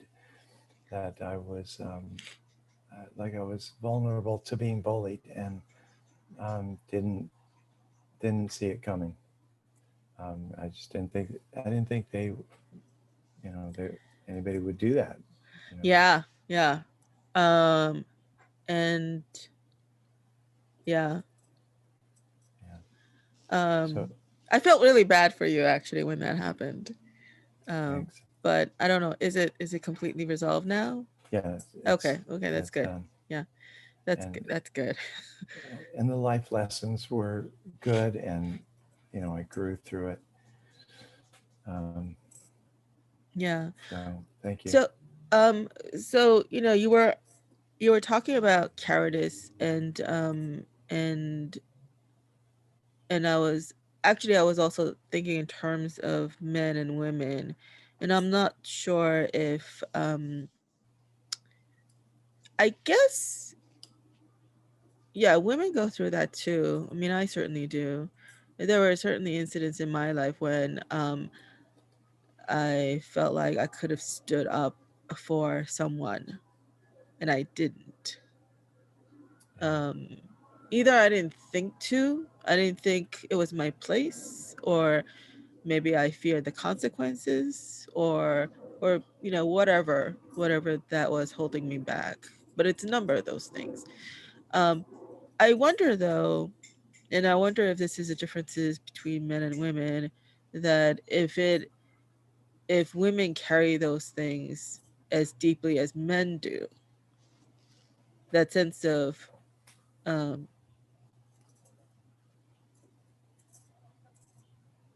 uh, you know, lack of bravado, or what is that word? Cowardice, opposite of cowardice. Yeah. Let me see. Opposite of I cowardice would be courage and brave. Yes, courage. Yes, Yeah. courage. Yeah. um, I don't know. I mean, do you understand what I'm trying to ask? Yeah. It's a wide question. Yeah. Let me step into it this way. It's partly the the way that women are wired, that that they tend to be more compassionate, sociable, agreeable. On the bell curve of like women, most women are very agreeable and workable. So when you look at children playing, if it's if they in the old days, if they're playing jacks, if somebody runs out of jacks, girls will give their friend jacks. If it's a board game Monopoly, it's like, well, let's give them some extra money so they can stay in. And they're concerned about companionship and fairness, and they're you know loyal like that. Um, and it is more hardwired into guys to many guys are agreeable, but the there are more on the extreme level. All extreme agreeable people are women. Um, Men are more combative and competitive, and women have a competition. But on the extreme level of competitive, it's all men. Um, so there's something inside of us that competes, and if somebody runs out of marbles, well, they're out, and we fight about rules and fairness and stuff like that. So women um, tend to be um, uh, related, relatable, and so they don't always think in terms of like courage and um, cowardice, um, because they Mm. shall we say that in a way they're fierce all the time. They protect their little brothers, they protect their children. So women are women are courageous in a lot more ways like that. But when men have a mission Yeah. and they feel that single purpose, like stop stop the beatings, stop the abuse, and I didn't do that, then men carry that as like a stigma of failure more than women. Well, right. I guess then the question is is it something, is a difference, are those differences innate, or is it really more socialization, that it's, it is that we expect of the differences in terms of what we expect of boys and girls and men and women, um or is it something more innate where that sense of, you know courage, that it's more closely tied to the male identity or the maleness, or, you know as opposed to uh, the feminine, or, or women. Well, how I've resolved that for myself along the way is that if we're made in God's image, masculine, feminine, it's fair to say that we have like a masculine, feminine energy. And when any of us starts acting on a goal or focus and things like that, we're coming from our masculine energy. So women do that too when they're CEOs and in business and things. And the feminine energy tends to be more receptive and inclusive and relaxed and fun and melodic and stuff like that. So male artists and chefs and things like that, they're kicking up their like feminine energy. So we all have a bit of both, I think. And some people are by nature, some for you to put together a podcast like this, you had to move it in that direction.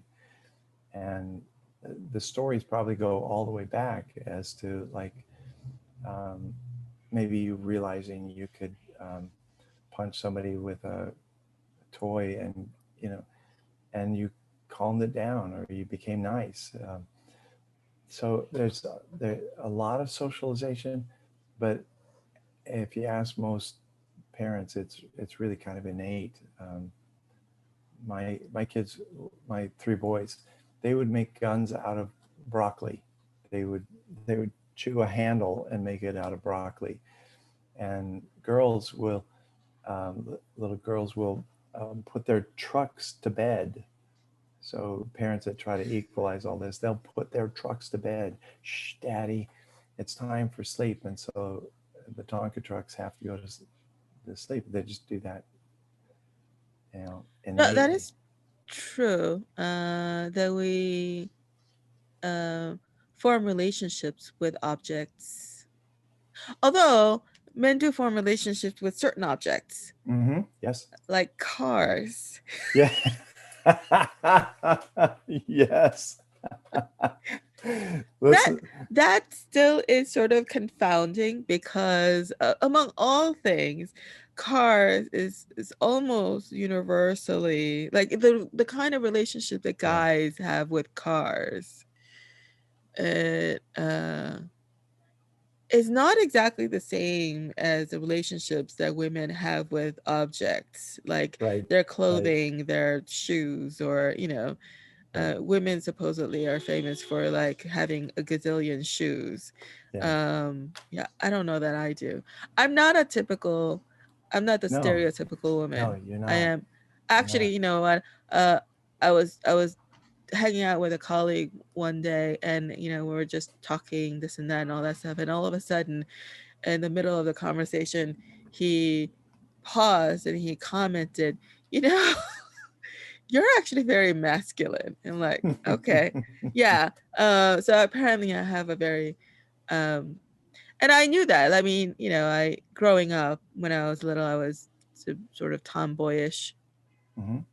um yeah, and I think the way I approach a lot of things are, I don't know, I guess you could call it masculine or whatever. Yeah, I Well, don't know. it's got But like a, I don't think of it like that, like a just stark distinction, but it takes, should we say, like masculine energy to move something forward or to be focused, or when our conversation meanders, you bring us back on track. I mean, those are, that's not, you know, masculine like that, but it's like that energy. Um, right. So I think though, especially in today's society, there's a lot of confusion in terms of what is masculine, yeah. what is feminine. Yeah. And but they also equate that to maleness, like Hmm. male genderness Right. and female genderness. And they go further to sort of male privilege and Mm. power and political power and other form, societal power and other forms of power. And Mm. so I think there's a lot of conflation going on in terms of what all Right. those things are. And Right. so when you're talking about masculine and feminine, and then that we can people can often jump to certain conclusions and say, well, why is moving things forward? Why is that masculine? Because they're equating masculine energy with men, Hmm. that men can do this and women can't. That's not what you're saying at all. Mm. Not at Right. all. No. But so I think though, like, I don't know if people listening to this will be able to like sort of tease out the differences and all that stuff. I mean, I'm kind of trusting that maybe my audience of like, I don't know how many. I was actually looking at the analytics Yeah. earlier today. and and I was actually um surprised that it was higher than what I expected, but it's still very low because I'm just starting out. Um, Yeah. but anyway, yeah. So, These are however, jams. I've looked at your previous interviews, and they're jams. I mean, you have such great conversations. You bring out the best in people. Um, well, I know, but I need to promote this and get it out there. okay. All right. That's on me. I mean, the numbers being low, that's on me more than anything else. Yeah. Yeah, I need to actually promote it harder. But so anyway, going back to what I was saying. Yes. So like I was I wanted to, articulate those distinctions, that when Yes. we say masculine and feminine, we're not necessarily talking about male gender, feminine, female Right. gender, or the power dynamic, or any of those things. That Right. this is on the energy level, and like you said, we all possess both masculine energy Hmm. and feminine Absolutely. energy, um, and um, and I wouldn't even characterize it as masculine characteristics and female Mm. Yeah. feminine characteristics. No. It's not even that. Yeah. No. That's what storytellers and mythologizers. That's what we talk about around the campfire. But when it comes to um, relationships, it's like it's improv. You got to think on your feet. Hey, let me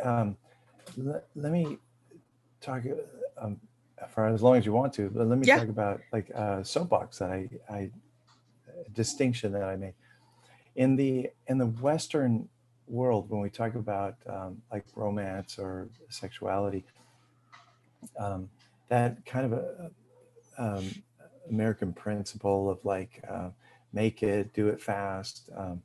When we symbolize like sexuality in movies and things like that, do a meme of a rocket ship taking off or a Right. train going through time, right? Right? Or waterfall or Yeah, fountain. Yeah. yeah. I didn't know that that's what it was until like I was in class one day and there was, we were watching a film as part, and then somebody made that comment, and I'm like, really, that's what it means. And from that point on, every time I saw it, I'm like, oh, okay. I know. You can't unsee it. No, I got you. but But anyway, that whole push towards like a speedy result or a climax, it's all it tends to be phallocentric. It tends to be based on like male yes, sexuality, and that's where you know it bleeds into pornography and objectification and things like that, and people get hurt in that whole process. So when I started um, reaching for a better understanding of what for me, and I started linking back to the Middle East and the Eastern, and um, the guys are gentle and they're soft like that, and the thoughts are not masculine. It's in most pornography is all based on like a male point of view or a male fantasy, right? So when I started thinking about like tantric kind of sense, um, the definitions of tantric are vague, they wide, but the one I like is called the weave, the life weave. So when you think of a woven basket, here's two people that are weaving their lives together. Um, and that's like partnership and cooperation and all that.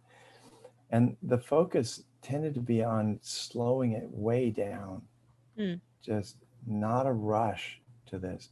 And that the emphasis, and this was a big mental issue for couples I worked with to shift. And women tend to get this right away, but it's a shift away from producing an orgasm or a climax and shifting it into the area of like pleasure and togetherness. Did we make eye contact? Are we everything we do is it loving? Is it pleasant to both of us?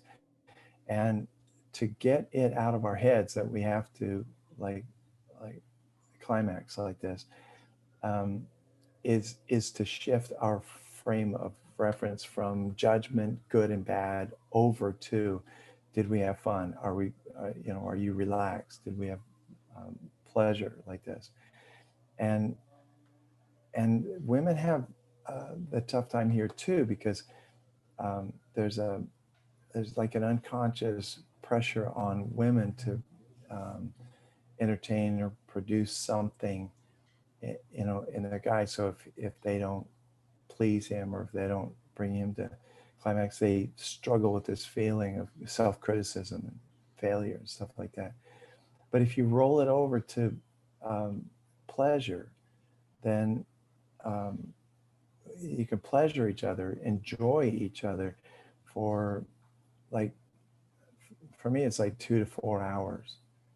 And it's not, it's being together, it's soft, mhm, it's, and multiple climaxes. Um, and it's, and so the shift is, I think it breaks out of the pornographic standard of have to produce something and somebody's a failure if we don't, yeah, and over into did we share something together. And the and when there's a climax, it tends to be bigger or longer. um, for women, just unending series of like orgasms. I mean, the women are just like fountain of youth when it comes to that. Um, so the mental shift over to that is one of like cooperation, but in that you know the dynamics are wonderful, beautiful, but I tend to look to the guy to like lead it, make her feel safe, which it leads into another one. The name Esther Perel is a name to like pay attention to. She's lovely. She's Belgian. She sounds like she's from France, and she highlights that all humans have this balance inside between craving safety and being at home and having reliable people and being loved and the and the polarity of risk and adventure. And I I could see what she's saying from my analytic studies. You know, if you put a child in your lap and you hug them and hold them and they feel safe and they rock and maybe they nap, but they don't want to stay there forever. Mm-hmm. They want to get down. So their urge to get down, the the parent has to cooperate with that, because if they get offended of, well, you're leaving me, then the kid feels guilty. Like, is it okay if I go out and play? So they get down and they go play. They use their imagination. They have adventures and they things like that. But they want to come home. Mm-hmm. They they want to know, you know, what's safe. So we flow between this craving for safety and centering and anchoring and then risk and adventure and newness.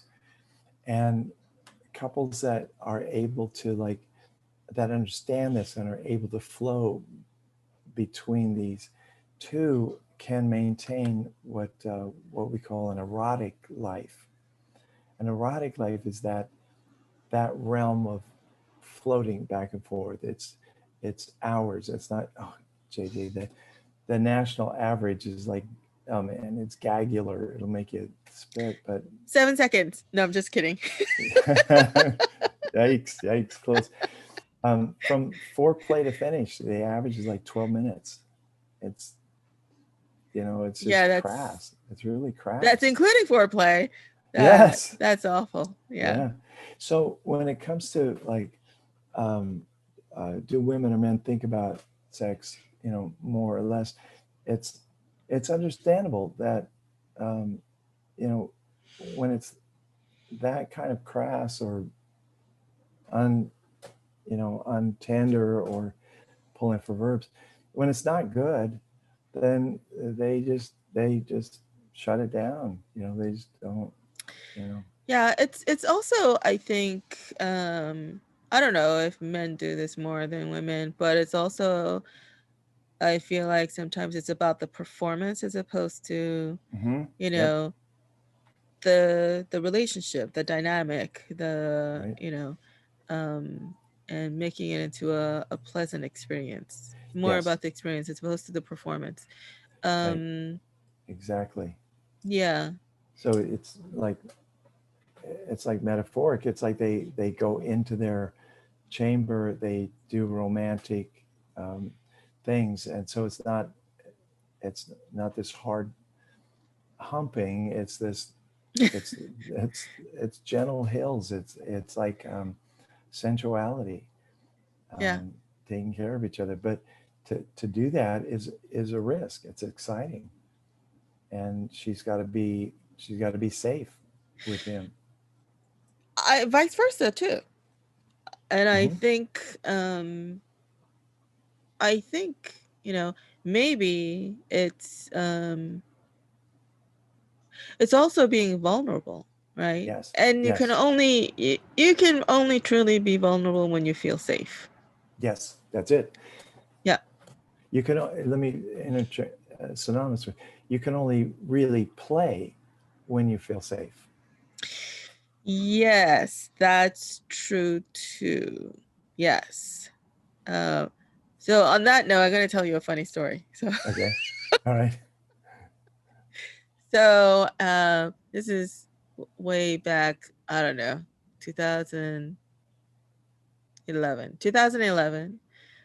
So I was online dating, and the dating websites, they often like suggest people to you, right? Mm-hmm. because certain aspects of your mutual profiles match or something. Yeah. Yeah. The algorithm deems you're compatible. So there's a, whatever. And then, so I think it was one of those. So this guy's profile picture shows up on the suggested list, and he's wearing S&M garb, right? And I'm like, what the heck? Oh, This is Lord. some algorithm, right? Really? You think I like wear a match? But I was curious. Yeah. Okay. So Okay. I clicked on it, and I read his profile. And while the S&M garb, I mean, this is hooded S&M garb, so like you couldn't Yes. really even see his face. And I can't remember if that was the only picture he had, Yeah. or A if he had zipper other. across his mouth. That he did not have. It's just, like Yeah. Yeah. Catwoman kind of like, Yeah. mask. Um, but his profile didn't come across like that, right? He came across like a regular person. So I was curious. So I Yes. did Yeah. contact him. Way to go, girl. Yeah, no, I did contact him. I said, hey, this dating site thinks, we're compatible. And I don't think so, but I was curious. So I'm just contacting you, just for the heck of it, right? And Nice. he actually responded back, and he's like, yeah, you're right. And so we both thought it was funny, Yeah. but and so he was into that lifestyle, the whole fetish lifestyle. Yeah. um and so, but I was curious about that because I didn't know anyone personally, Yeah. about that lifestyle. The only thing I know about it is through movies and stuff, right? Yeah. So I said, hey, if you don't mind, just meeting one time, because I have like a million questions. You are such an adventurous. Oh my I have like a goodness. million questions. And he's like, no, I don't mind. And so we actually exchanged phone numbers, and we, arranged the time to meet and all that stuff. So yeah, so we met, and then we met actually at a bookstore, and then we went to a local park, and we were just sitting in the park and just talking. Yeah.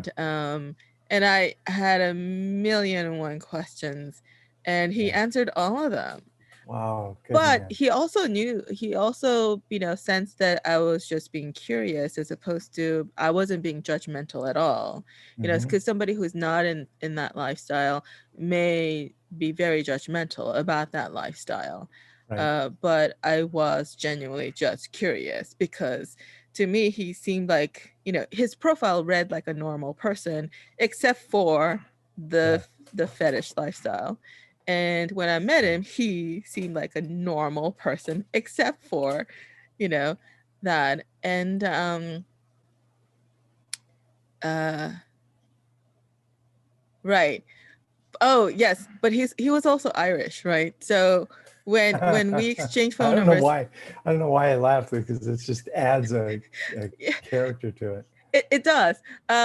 So we didn't actually talk on the phone, but we seemed to, miss each other. So he left voicemails, and I was listening to his voicemail, and had this lovely Irish accent. I couldn't tell it was Irish accent, so I sort of texted him. It's like, hey, I also like your accent. English? And he said, no, Irish. And I said, even better. I don't know why. Irish, Sassy. Yeah. It wasn't that thing. it was, Yeah. it was I think that's sort of like a stereotype Irish accent, but Yeah. I like it. yeah, but I'm losing my train of thought. Okay, so anyway, Yeah. so yeah, so like I thought his voice was sexy.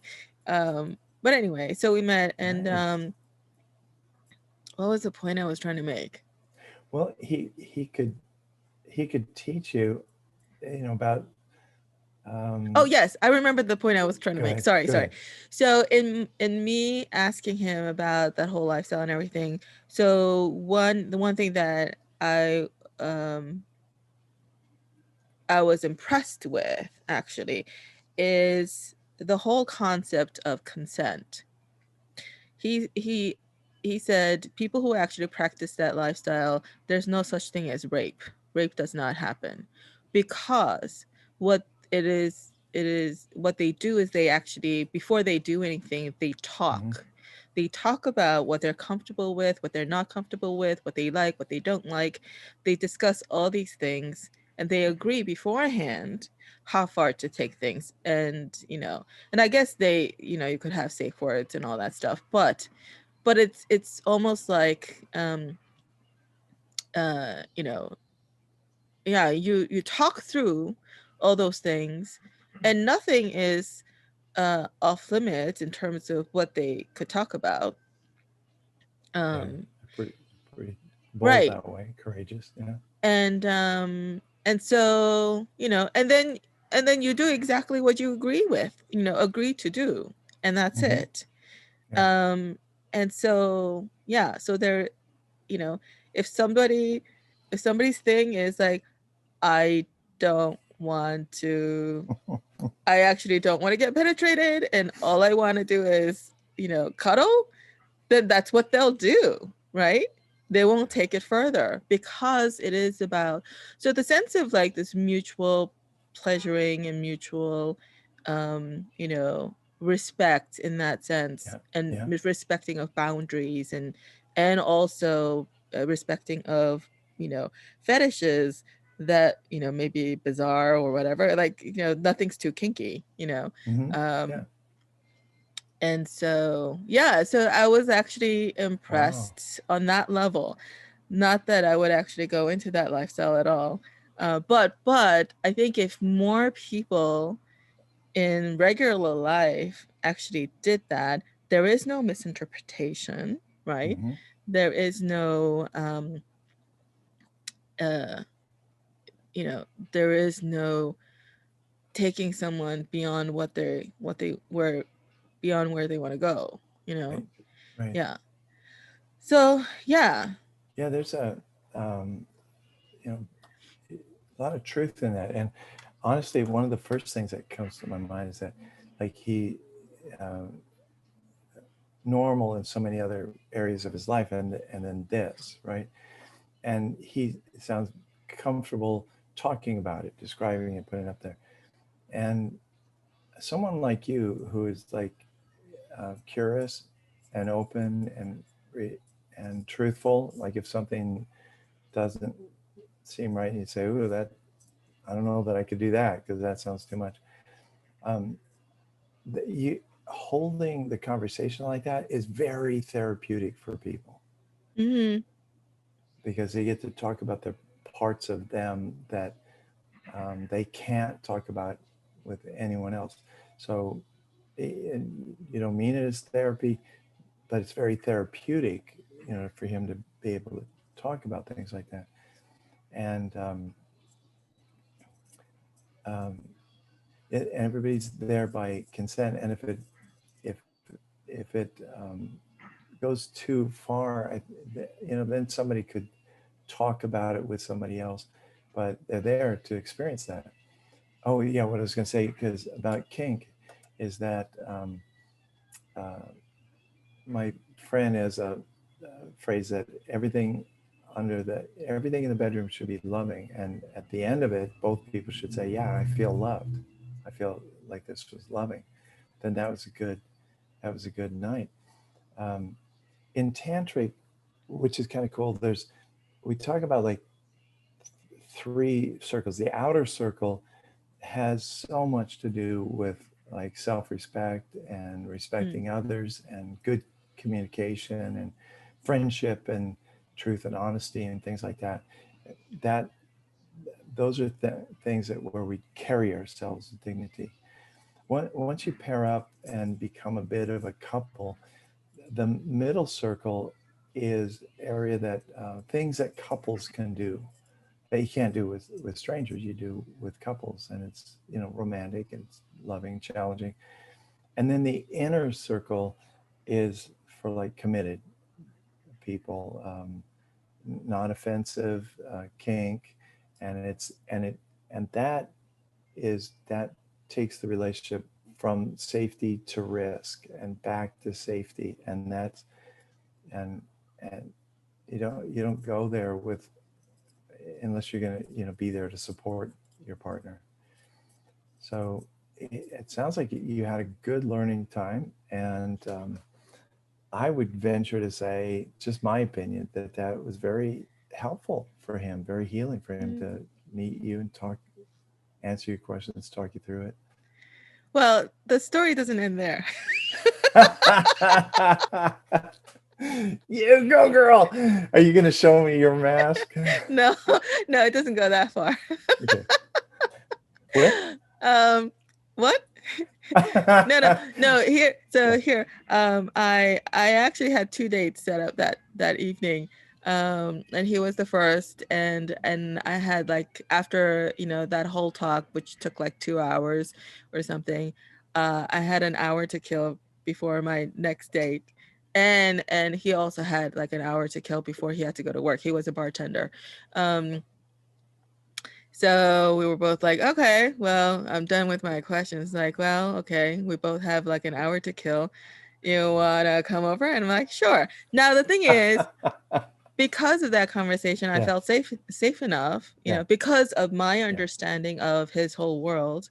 I felt like, yeah, I don't have to, I don't have to, like, there's no risk, because if he wants to do anything, that's part of his world rules, right? He has to ask. And so I went, and he's like, you want to see some of my toys? I'm like, okay. So he brings out this box, and he's like showing me all the S&M toys, and explaining what they're used for.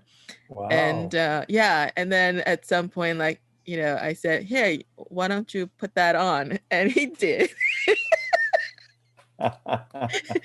And I asked him like what he likes, and he said he likes to be spanked. And I'm like, okay, do you want me to spank you? And he said, okay. Oh, man. So yes, he was bottomless, actually. He did take off his bottoms, and so I was spanking his bare bottom.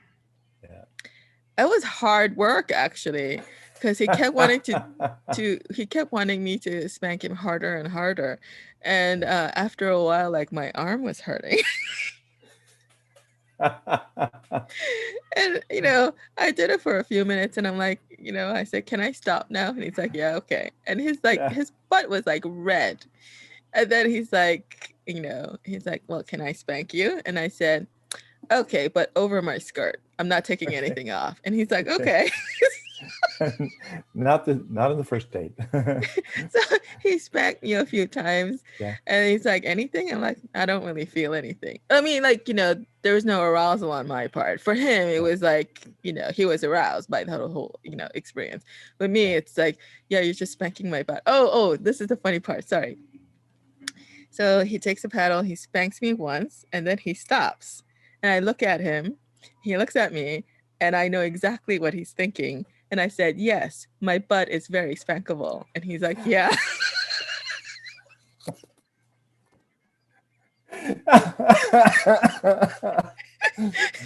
And he gave me a few more, and then and then I was like, okay, I'm done. You don't hear that every day. But now that's something you can take to the grave. It's like, no matter how old you are, you can be thinking, yes, yeah, I'm very spankable. Yes. No, just my butt. Yeah, my butt is very spankable. No, I got that a lot growing up, like, like aunts and uncles, and and even a teacher. And this is back in the 70s, when it wasn't like, and it was a friendly spank. It wasn't, like pat on the butt kind of thing. Yeah. And Well, that's where, like, everyone commented like, yeah, your butt's nice. I got that when I was little. Yeah, nice and soft and pliable, and I don't know what it is about it, but yeah. Oh, man. Wait till your friends hear this. Oh my gosh, yeah. JJ, you have the most, you have an adorable, spankable butt. I don't know about now.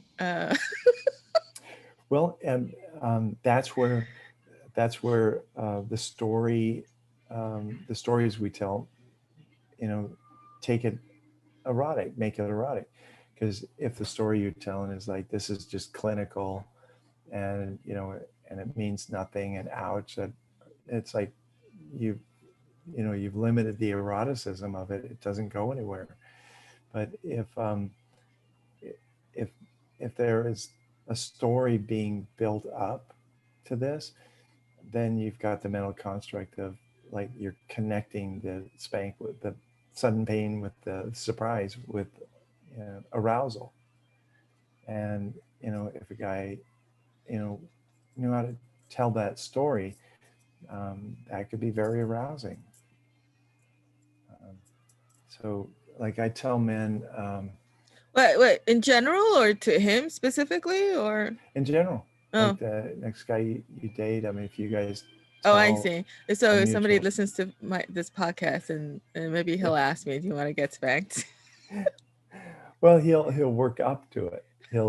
Maybe he'll bring spanking into the conversation a little bit and kind of Yeah. flirt, so plant the seed, and you'll be thinking about it. And um, hypnotic ways of, like, maybe he'll talk about the color red, or he'll he'll show you his jello, and he say, "Look at this! It shakes, it quivers." Um, so there's ways to, like um, plant seeds or make people more agreeable to what's being said. The power of words, Mm, girl, the power of language. You know, so if you're going into this with somebody you care about, it's like, well, it could be very atomic.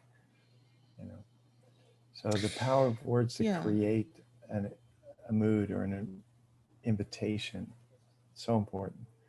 And I think that's where, like, when it comes to, like, when we talk about objectification for guys, Hmm.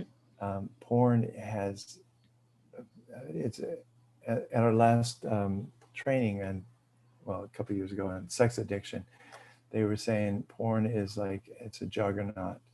It is, Um, isn't it? Yeah. yeah, and it as they said, porn is in bed with the banking industry, because the banking industry uses credit cards to collect. So, Yes. Yeah. so there is absolutely no way the banking industry is going to let go of this. And they talked about the strategies of how porn reaches kids young. And this is a strategy I didn't realize. Um, Young kid going to do research on, let's say, biology. So he's gonna look up, do snakes shed? Do they molt like that? And he'll pull up a hardcore porn site. Boom, in your face. And the women are not talked of as women; they're talked about as objects and Hmm. items. And the kid shuts it off, like he's, like, in shock, in Yeah. trauma, because he can't get his head around it. And and being in trauma like that, it will it will pull him back to try to resolve the trauma inside of his head. It'll pull him back in, just like a, you know down a tunnel. And I thought that was crazy, because I thought, if he's shocked, he won't want anything to do with it. But they're saying, no, once you shock somebody, then they want to figure it out. They keep thinking about it. They come back around to it. So, uh, again, female porn has more of a story, more of a connection, more of a loving, a build up, resolve. And that kind of, maybe it starts as romantic novels. Huge. I mean, 90% of all the booksellers are that. Female porn erotica is increasing, but the male porn is loaded with objects, Hmm. loaded with experiences that are quick and over.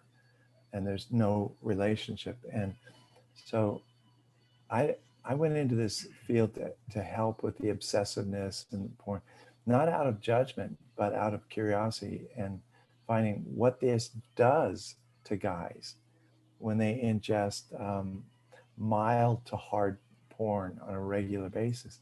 Is that it? Uh, the word picture, it cauterizes their soul.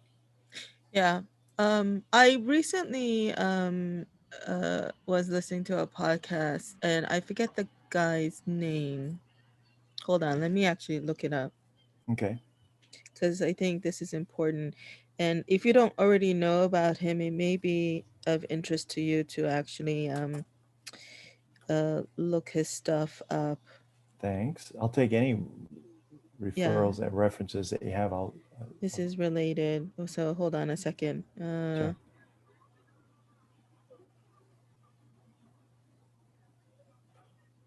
I'm trying to remember which episode it was. While you're looking it up, I'll just add another thing or two because women are better at multitasking. But um, my contention is that um, porn actually shuts down a guy's creativity and his romanticism because it's Ah, uh, yeah, yeah, go ahead. Yeah, you want to finish your thought? I found it. yeah, that it limits a man's creativity because it tells him this is how it is. This is what you do, and all girls like it, and so Oh, right. it stunts a man's growth, Yes. over time. Right. Rather than experimenting with his partner and figuring out what Yes, girls like, what women like, they see it and they think that all women like that. Yeah. right, Um, right. so the guy's name is Christopher Ryan. He is he's an author and researcher on human sexuality. Excuse me. Good. And his recent book, I don't know if it's a recent book actually, but it's called Sex at Dawn. And and I think one of the things he's researched was also the lifestyle of hunter gatherer. So this is before agriculture, Mm-hmm. and and not how hunter gatherer societies were very much egalitarian, and and there was this sort of communal living. There wasn't really possessiveness. They shared everything. What they killed, what the men hunted and killed, they brought Yeah, back and everyone yeah. shared. And I can't remember if he said this conclusively or is sort of more of a educated guess, that even like partnerships could very well have been not monogamous, but there could have been many pairings, many couplings, Mm-hmm. and not necessarily monogamous. And also the sense of like, um, I think this maybe this is where it takes a village to raise a child kind of comes from, because in that kind of setting, you don't just look at, take care of your own children. There is no sense of this is my child. No, this is our collective children. And so everybody took care of, everybody Yeah, else, that sort of yeah. thing. So the thing related to sexuality though, he so apparently there's research done on this, that men um kind of form their sexual preference, um fetishes or whatever, Mm. uh at um fairly an early age. Yeah, yeah. And and and the experiences that they have, so particularly like, so men grow up knowing exactly what they like, and they kind of sort of stick to that. They like this. Women, on the other hand, especially heterosexual women, they kind of like everything.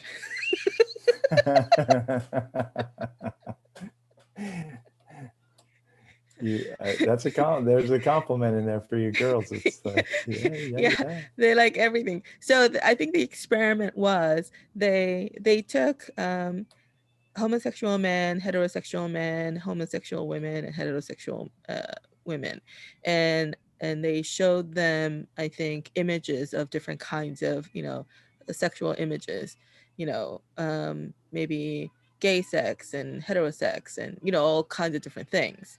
So apparently, the heterosexual men, um, or maybe men in general, responded to specific things. Um, but heterosexual women responded to everything. so, Stop the press. This so, has to be known.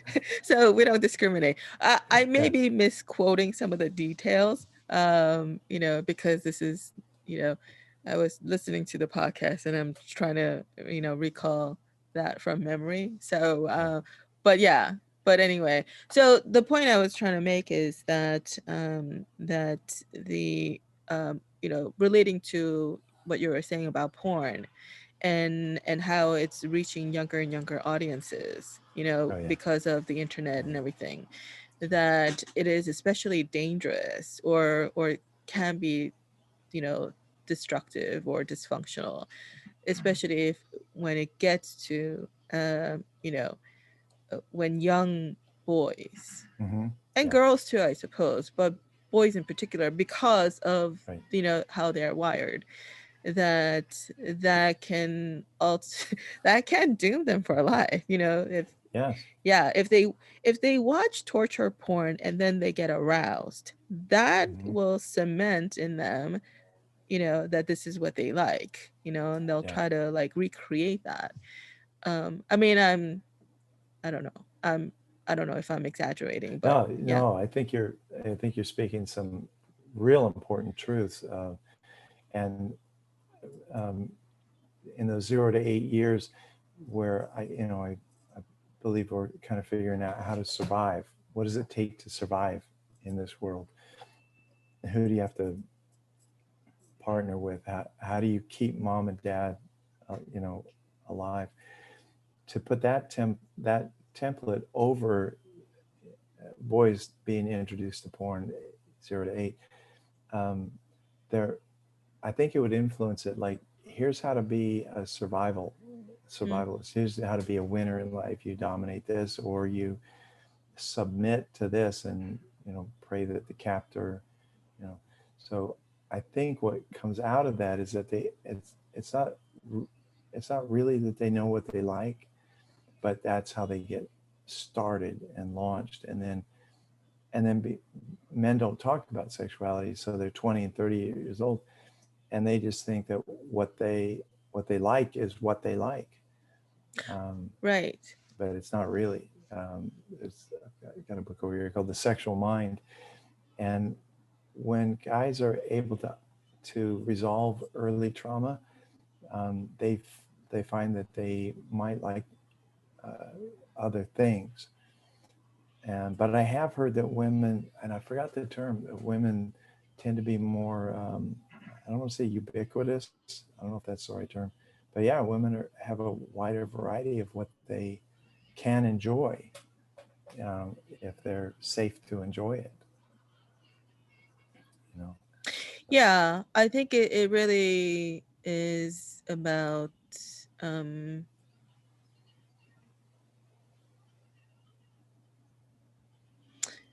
yeah, if they are made to feel safe and loved, then yeah, Yeah, right? Yeah. I was. I think it's uh, kind of a truism here that, you know because of a number of the, I don't know, I'll just go here, that women are responsible. They keep a line on like what needs to be done, things like that. So it's hard for them to shut off, you know, that part of responsibility.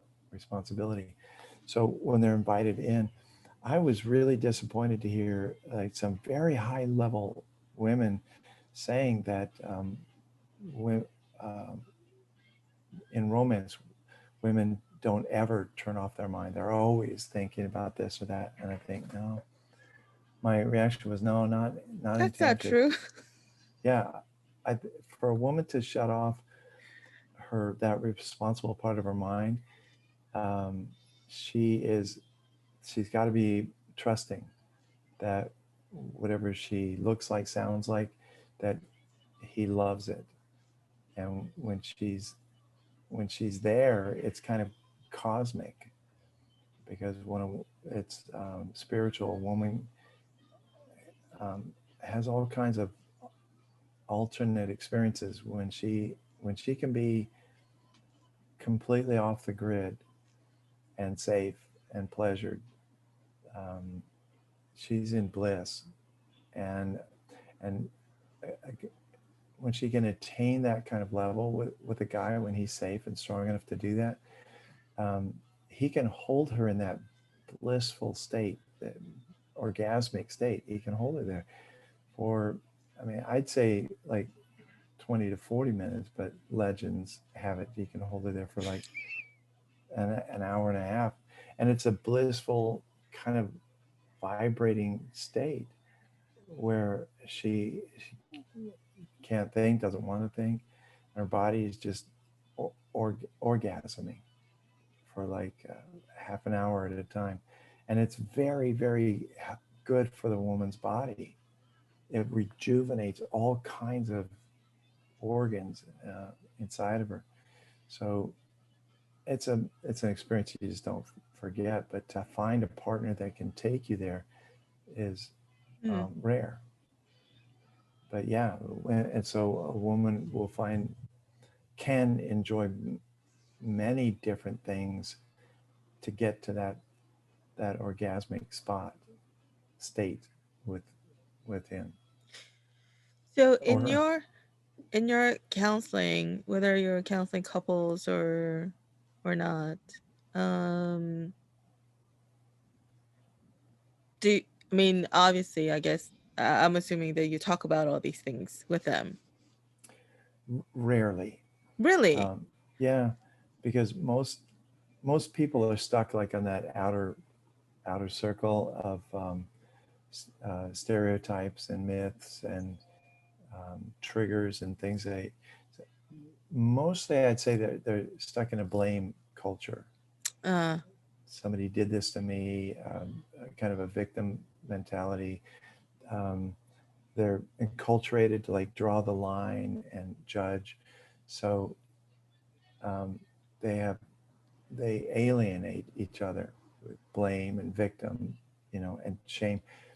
Um, Shame, fear, guilt. Those are three culprits. I went into this.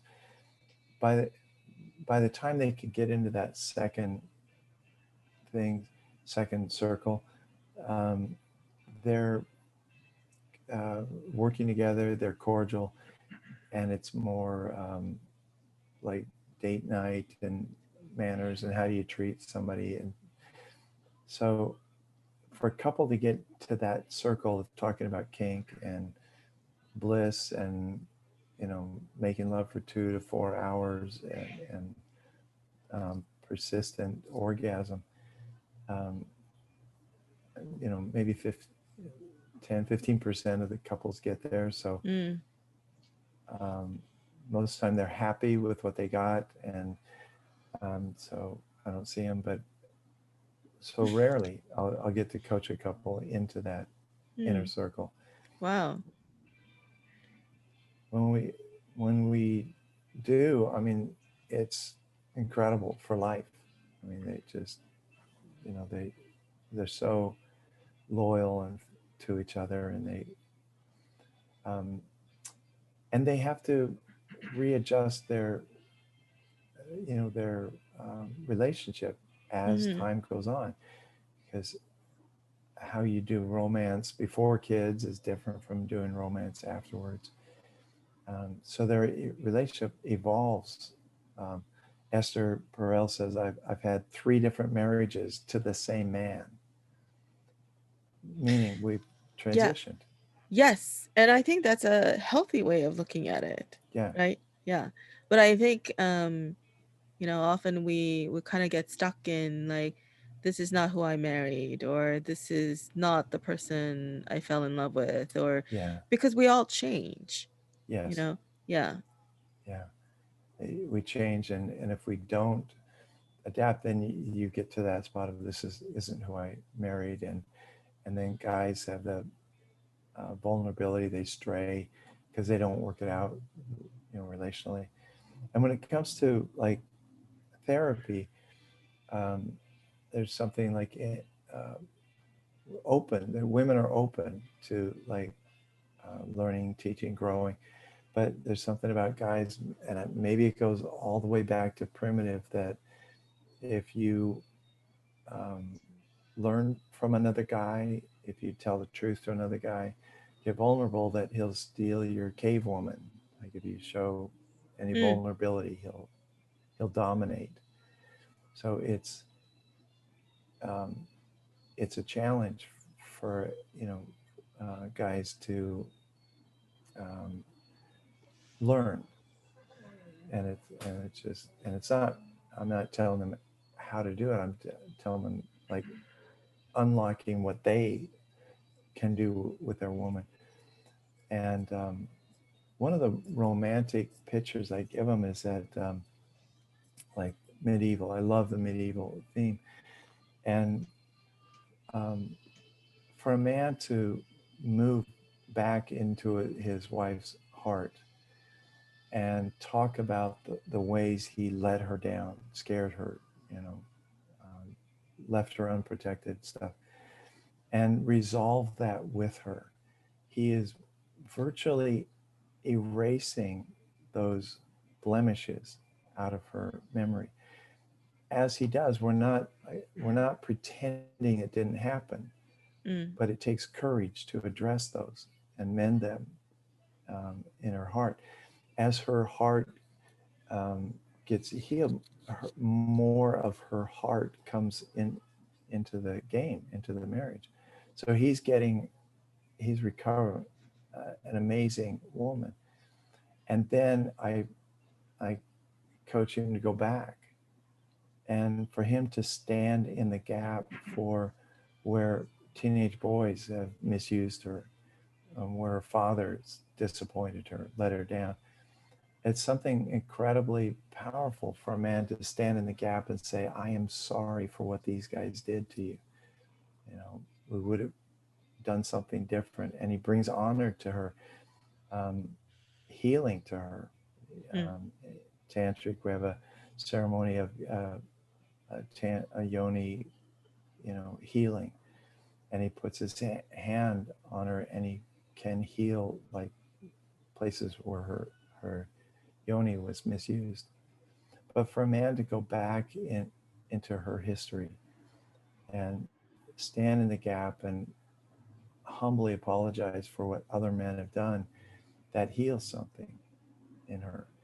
And and I tell him, uh, no matter how much you give a woman, you won't outgive her, because women are generous and they're bountiful and they create things to give. And so if he gives her something, she'll give him 4. And it shows up in her being sensual, her being giving, her being adoring and honoring. So if he gives her something, she'll give him 4 or 5 back. I say, you can't give her as much as you want to. You can't outgive her. And so when you have a relationship like that, honoring and healing and giving and generous and serving, and um, his ego is not the primary thing. His phallus is not the center point. It's like, yeah, now you got a marriage, and Uh, that's what about the reverse? go ahead. When the man is the one who's traumatized, how would his partner Um, like, what would his partner need? What does he need from his partner? Um, both the nurturer and the warrior. I mean, he um, he needs that honesty, that scrutiny. He needs to know that when he hits those pockets of trauma, that she'll override her urge to make it better, and she'll empower him to come through it, do the right do the right thing. I feel like I'm stumbling through this. There's a a woman that can heal a man a lot, but at the deepest levels where he was abused, that's probably a healing that he can only get from another guy who can go there with him. Oh, interesting. Yeah. So um, Why is that? I I mean, think go ahead. I understand it, and I would agree with that as well. But I'm just curious. Yeah, why is that? I, I think I'll be explaining something intuitively. Um, on the surface, the social level, um, relationships sort of jockey for like who's going to be the parent, who's going to be the child. And if a woman, takes the mothering role of the nurturer, I call it over functioning, when she does for him what he needs to do for himself, it turns her off because she her Mm-hmm. loses respect. She doesn't, crassly put, she doesn't want to have sex with her son. And from a man to go back there, there's a truism that says there's something he needs to get from the male community that he can't get from a woman. Once a man, if a man doesn't get it, then he grows up needy. And a needy male is a turnoff to a woman. And when he gets that need met, when he belongs to the male community, he knows who he is, what gifts he has, what skills and talents. When he gets affirmed by the male community, then he is generous. Then he is the fountain.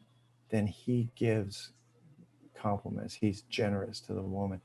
His ego is in check. It doesn't not always about him.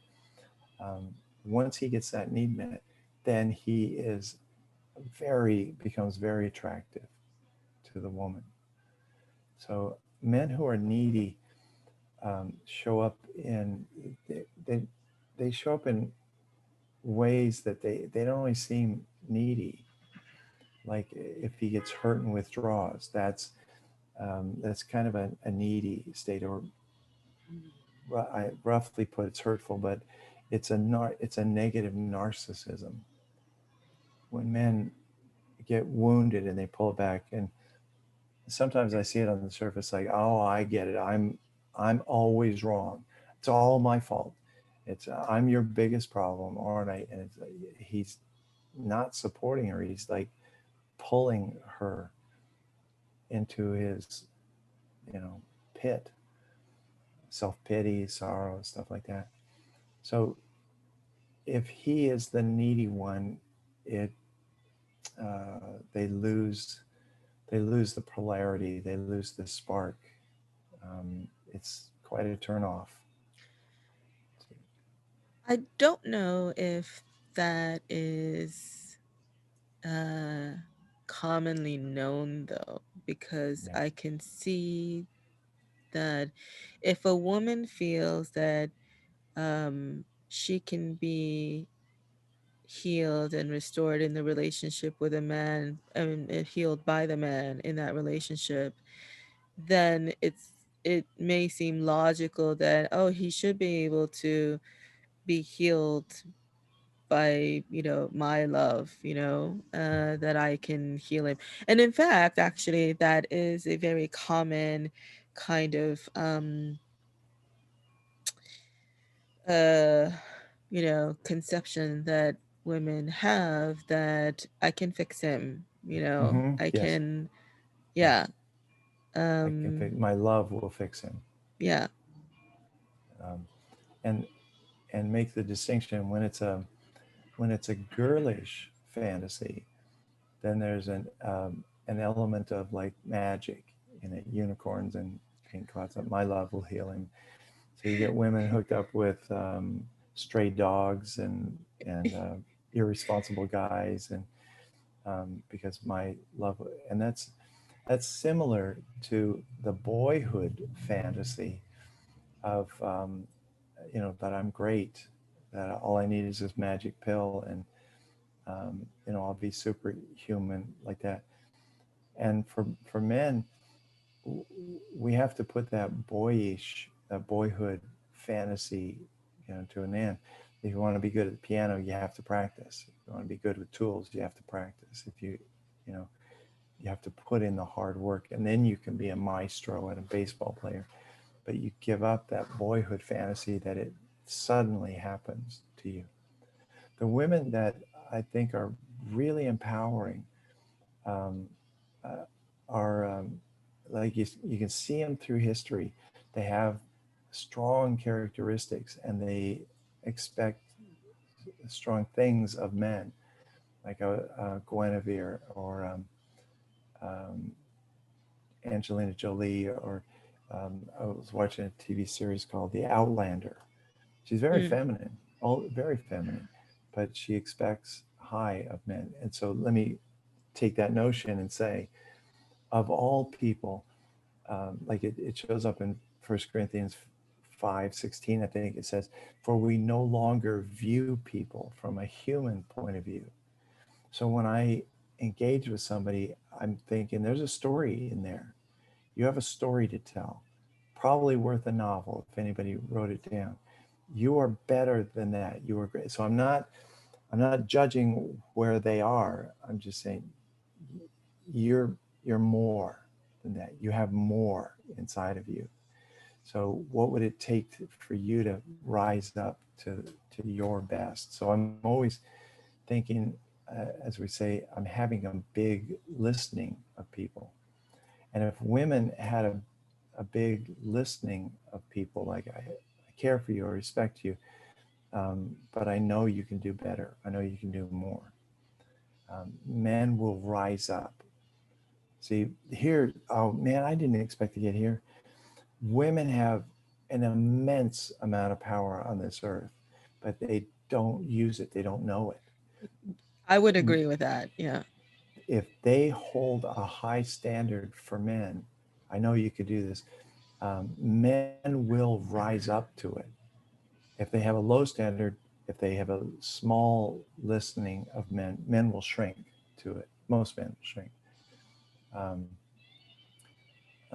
Forgot this uh, great guy. I can't remember his name, but he went to speak on university campus, um, and he got into campus and he talking to this group of guys, and he said, I noticed in town that the women were having like 2 for 2, say like a hand job for $2, and and the guys all said, oh yeah, yeah, yeah, we don't like to admit that we all go there on Tuesdays.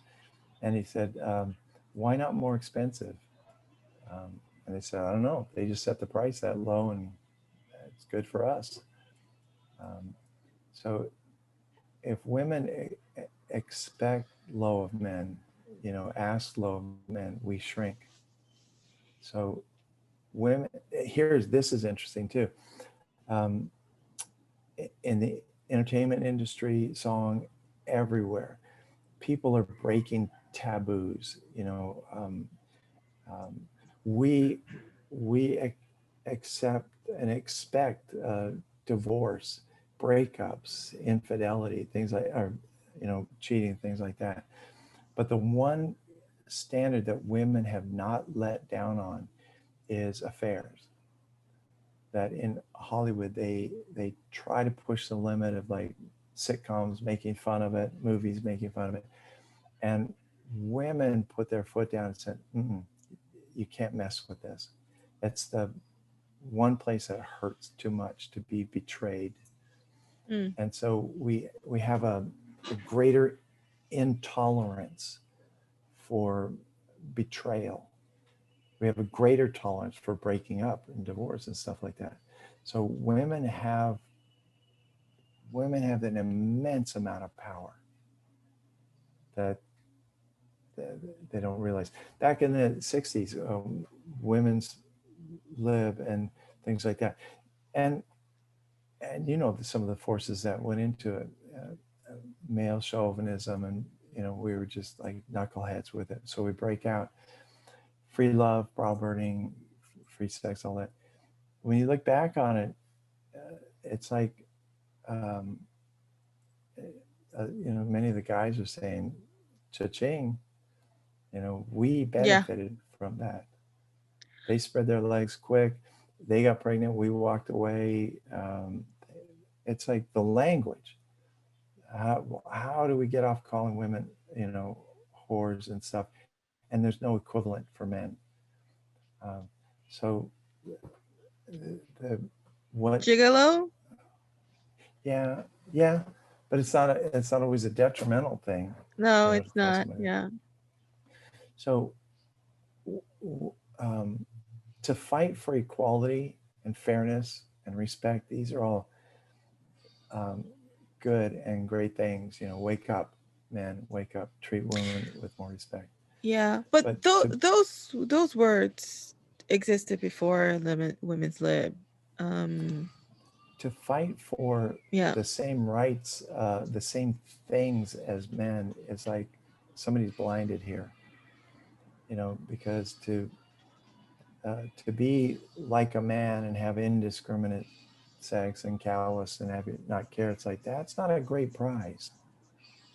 Right. And I would say that the equal treatment, equal respect, equal rights that women had sought, rather than seeking them in their own right, that in essence, we try to become men.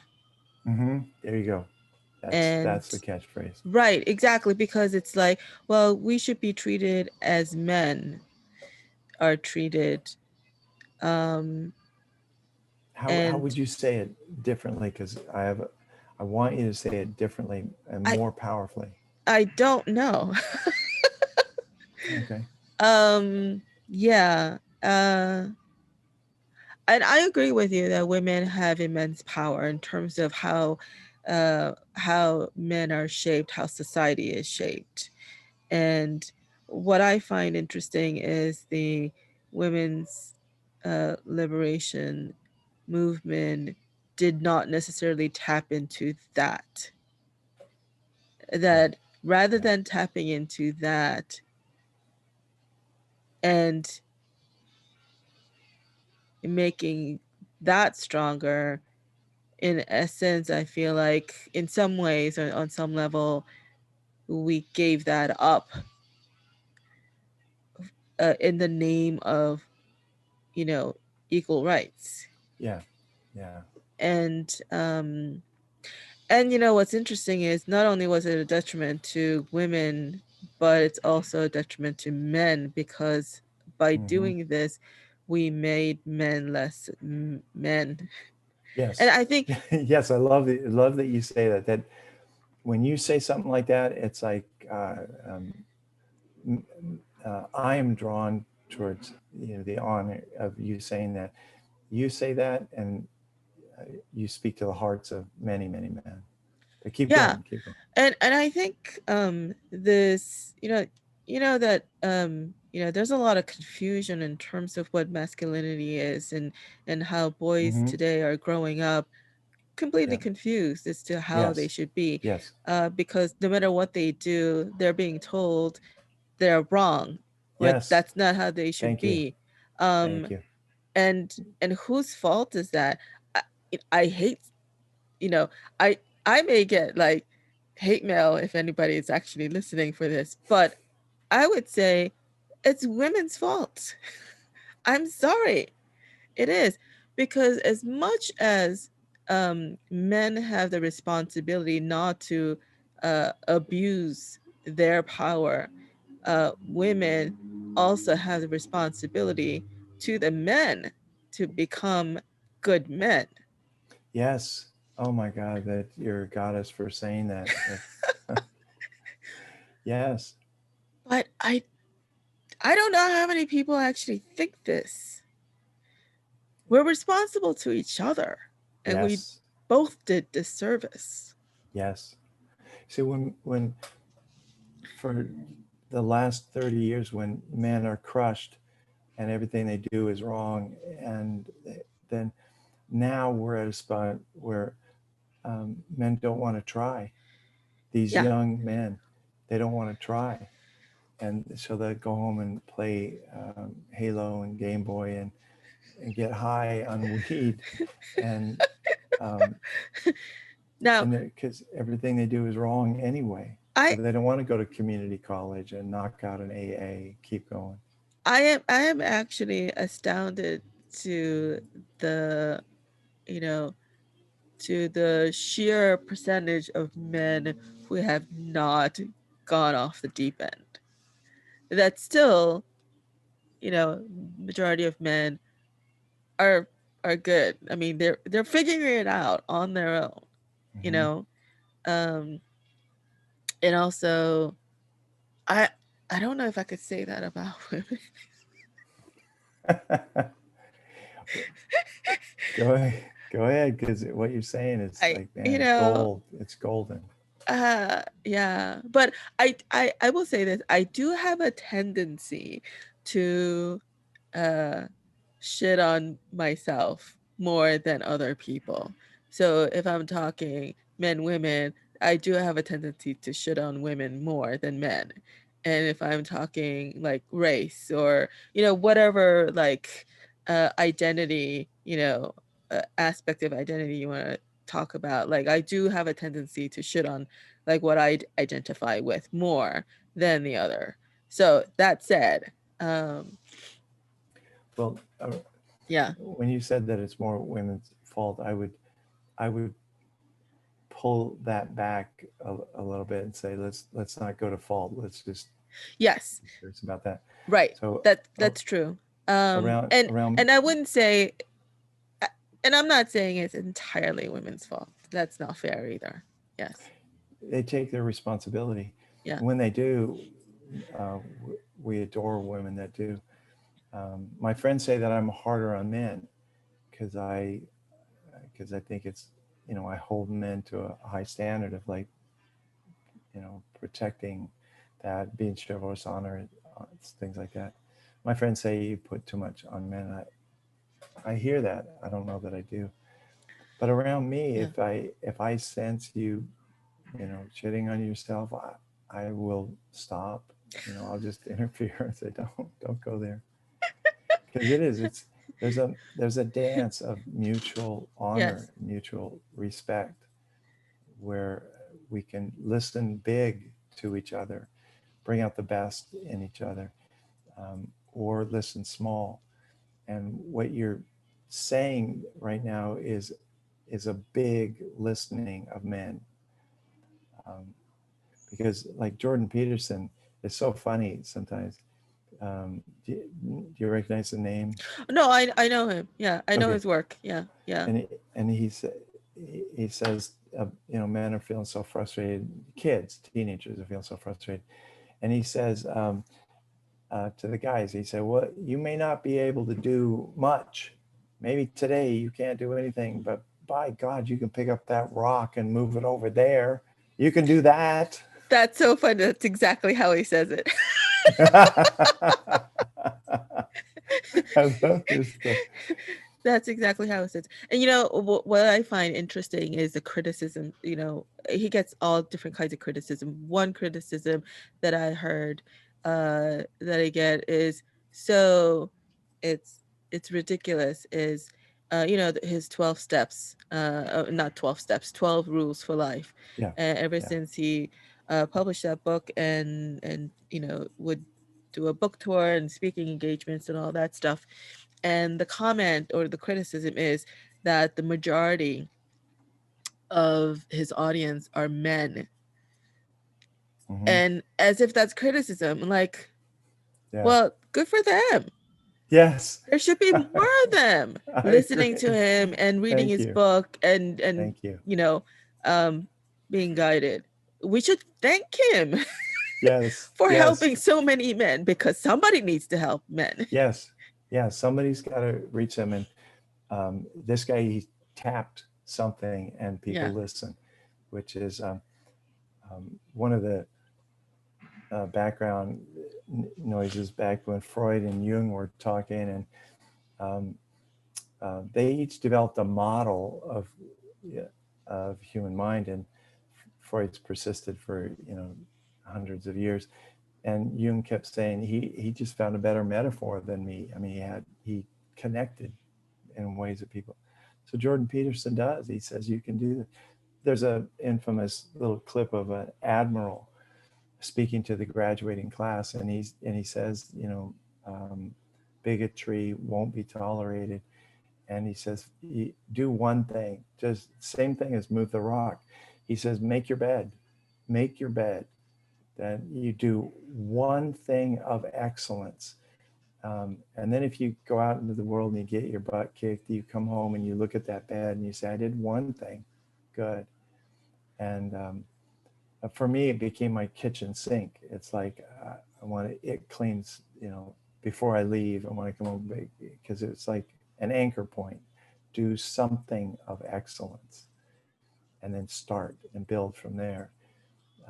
So it's absolutely, as a dance, we need honor and respect. And what I think what men, I say men and women realize is that it's not that we're powerless. We have to discover our power Hmm. and choose to use it on behalf of other people, because we can use power to dominate and intimidate and fear and manipulate people, um, or we use power on other people's good. A king, a man, um, creates an atmosphere of protection for everyone around him, and he heals, he empowers people, he heals them. So in my mind, he goes down into the courtyard and he talks to the baker and he says, do you have enough flour? And the guy says, yeah, I got enough. He says, okay. He goes over to the painter. He says, do you have enough pigment? And he says, yeah, I need a little bit more. Makes a note. He gets it to him. He empowers his people. A man who comes to power and then intimidates people, crushes them, puts his thumb, that's not a king. That's not a leader. That's a tyrant. That's a dictator. So we can find power, but we must always use it to benefit ourselves and other people. Yeah. And I would say that abuse of power is not necessarily a male thing. Women Right? can be just as um, corrupting or Yes. corrupted Yeah. in whatever position of power, or Mm-hmm. uh Well said. in Well said. relationship. Yeah, I mean, you've heard the term male toxicity, Mm-hmm. or Yeah. the no, toxic Toxic masculinity. masculinity. Yeah, toxic masculinity. But they fail to mention there's toxic femininity as well. Oh, No, I'm sorry. you There are you are my are, hero for saying that. but Yeah. it's true, and it's not like just men can be toxic. Women can be Right. just as toxic. Right. You know, uh, in a way, male toxicity is like, it's aggressive, it's blunt, and it's can be very Mm-hmm. oppressive. Female toxicity is insidious. Yes. Yes. To put a word to it, it is insidious. It's verbal. Women. Verbal, emotional, Yep. Yeah, relational. Yeah. Yep. So it's not a question. I mean, it's absurd. It's a fantasy to say that there's only male toxicity. There's no female. So women don't make mistakes. They don't stumble. They don't. It's like what, women are perfect and angels. I know. So if we're curious, we say, what is toxic femininity? And for that, if we don't get stoned or run off a short bridge or, castigated, it's like, you know, that's why I think you're a hero, is that for you to have this conversation with me is, I mean, that's a sword wielding woman. I mean, but think about it. I reject uh, toxic masculinity as a notion, period. Why? Not because it doesn't exist. Because one, it makes me a victim, makes Mm-hmm. women Yes. like why? Why would I give him that power? And Yes. and yes, it exists. But do you think like toxic femininity doesn't exist? Like Right. we can be just as toxic. Well, so I sort of Yes. reject it on on those levels. I mean, I'm not naive. I'm not naive to think like there is no such thing as, you know, toxic males or, or oppressive males or Yeah. whatever. Yeah. But I mean, if you want to be honest about it, uh, you know, That's I love you yeah, for saying that, because it's, if you want to be honest, if you want to be rational, if you want to be reasonable, if you want to, it's just solid thinking to say, to ask, be curious, what is, because not all men are toxic. We make no, we make mistakes, we stumble, we're not all right. toxic. But I don't think that's the argument. It's not that all. I think masculinity is toxic. So Yes. therefore, every Yes. male has some level of toxicity. Right. I think that's the argument. I think that And is. yes, if that's true, then every women have some level of toxicity as well. Yeah.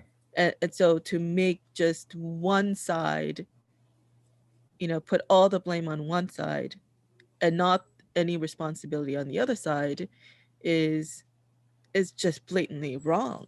Yeah. Yeah. I just uh, it's to say it softly, the direction it goes is like uh, towards self-destruction, lunacy, things like Yeah. that. And that's where I might come around and say it's just wicked. And I mean, I don't understand. Like, what would women possibly gain by putting every male on trial that way, mm-hmm, and say, that we are completely blameless yeah, in any of this? yeah, It just doesn't make sense to me. no, I mean, okay, you know what? I'm also like I am speaking from some level of ignorance because I didn't actually like read up on what the definition of some of these terms are and all that stuff. Like I didn't do that level of research. So it is based on sort of like what I'm hearing in the air as opposed mm-hmm, to like deep dive research into what this thing is that people are talking about. But, so I'm just kind of going on general impressions, you sure, know? So there's that. So if I'm mischaracterizing, any of these things, uh, well, then I apologize.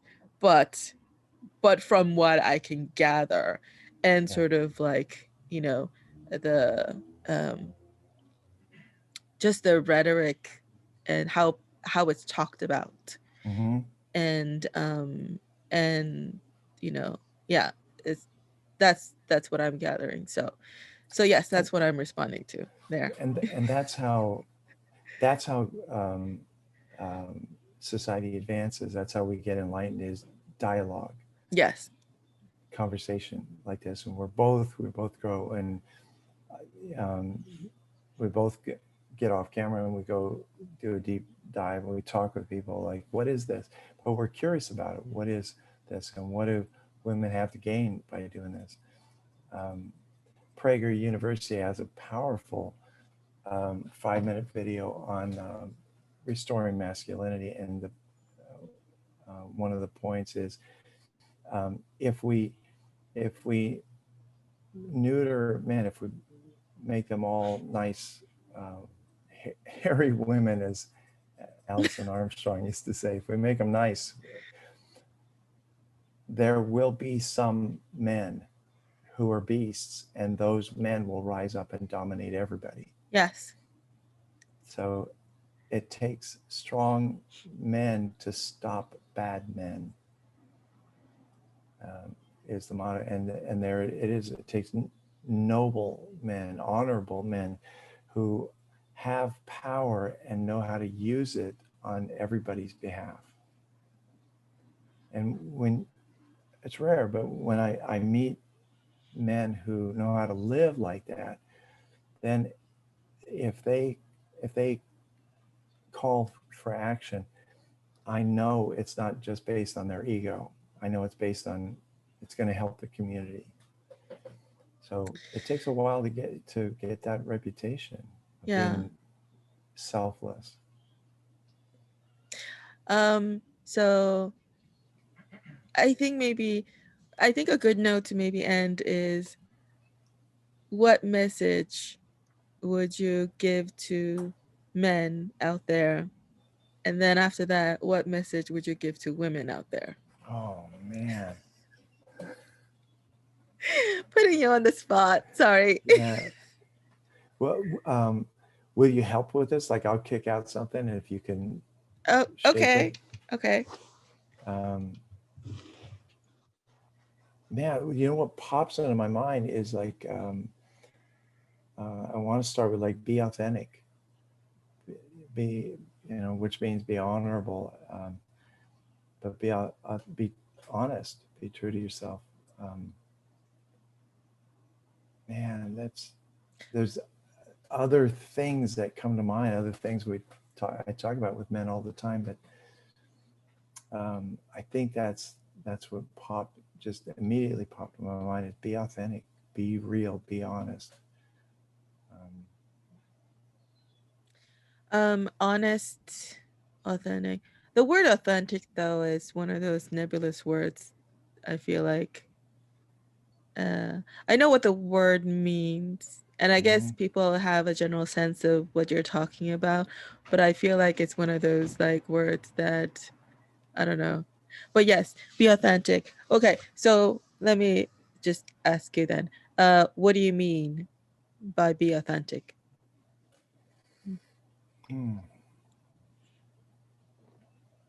Oh, it starts nebulous, but it goes, honor yourself, honor others. Because like I've taken it on as a life motto, is that wherever I go, I create a culture of honor.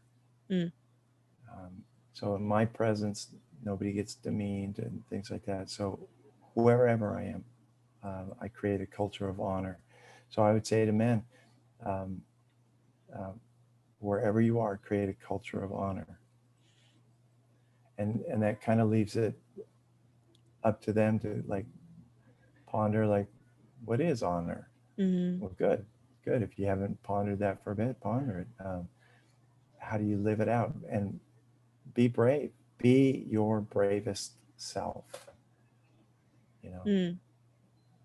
So if you do that, I think everybody around you benefits. I think definitely the concept of honor is sort of not in the common vernacular. It's not a term that's really used a lot in modern times, or I guess technically we're postmodern. Yes. Yeah. Yeah, I think that's great. So what would you say to women? I was dreading that because I was going blank, and I didn't know how to like create static here. Like, I think the internet's breaking up. I'll see ya. Get out. Now, are you saying that because you're a man, and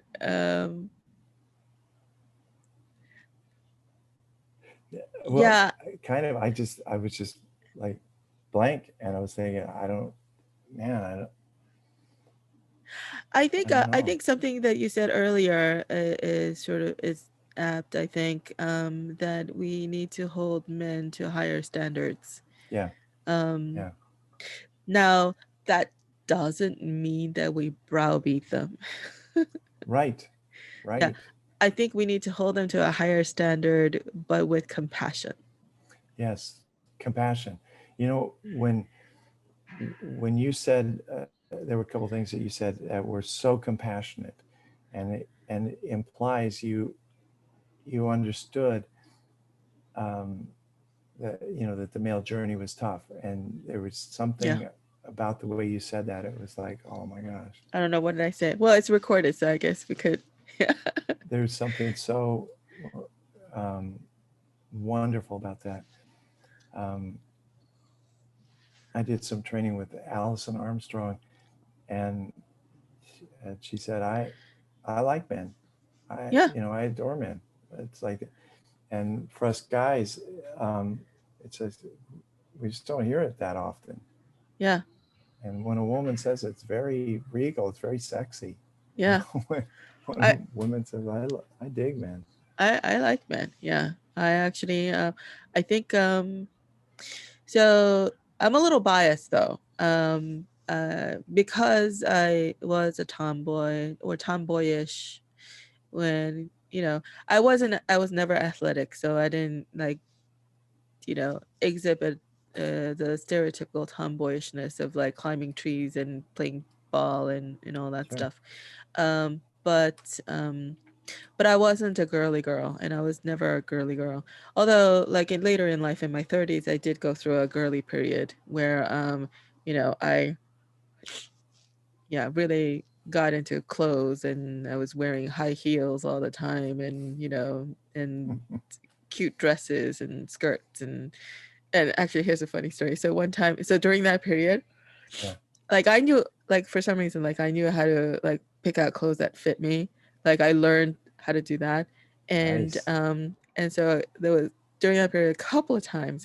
One time, I had the skirt and top on, nothing fancy, but this particular skirt, again, going back to my bottom, really accentuated my hips. And then I was on my way to a date actually, and I heard in the background this guy saying, "Damn, girl," as I walked past him. And I was like, "All right, cool." And then another time, again, I was walking, going somewhere, and this guy. So I was walking this way, and this guy was walking toward me, and it was pretty late at night, so there wasn't a lot of people on the street, and and he kept looking at me, and but I wasn't offended by it because I think like because sometimes you can intuit like if somebody's leering at you or looking at you admiringly, and Admiring. Yeah. yeah, and so it was in this case, and he actually stopped and he said, "I'm sorry, I just have to tell you that you have some great legs," and Oh, yeah. And I'm like, "Don't apologize. Thank you." And I walked on. that is sweet. Yeah, you Yeah. receive com- some compliments well, which is very, very sexy. During that period, I did because I knew how, like, I think I finally got to the point where I was comfortable with the outward femininity and knew Hmm. how to dress it up, in a complimentary way. Now I kind of gotten lazy. I just like I'll just wear all black and whatever is comfortable, yeah, Yeah. it's fine. It's like Yeah. I'm not fishing for compliments anymore. But during that Yeah. period of my life, it's like I really got into it, and the thing is, when you really get into something, your confidence shows, and when your confidence show, Yes. you carry Yes. yourself differently, and it's Yes, very you do. attractive. Yeah. Yes, you do. It was also It's during that time when I had that date with a BDSM guy. wow. I think you ought to consider. It was that. Anyway, so going back to my point. um, Sorry. So, no, uh, oh yeah, let me. Here's a motto: men are drawn to, attracted to women who enjoy being women. So whatever that looks like, it's like if you Yeah. enjoy being yourself. And there's a great book. It's a gem of a book. It's called A Good Girl's Guide to Bad Girl Sex. Good Girl Guide to Bad Girl Sex. And one of the first things she says is she coaches women on how to walk. She says, imagine a string connected to your pelvis and pulling you along like that. The women that I know that have read that, they say it's amazing. You get a lot more looks, when you walk like that. So anyway, Wait, so your the hips move you forward. yes, Yeah, yeah, yeah, yeah, yeah. yeah. Actually, So there was an go ahead. episode in I Love Lucy where, Oh, yeah, I forget why, but Lucy and Ethel uh had to go through some like charm school type of training or something, and this woman comes to Lucy's apartment and tells them how to walk, and that's exactly what she said. You have to walk from your hips, lead with your hips. Yeah. Lucy, way to go. I Love Lucy. Yeah, that was back in 50s. Yeah, 50s. Yeah. Yeah. Help me with this on like what to say um, to women, because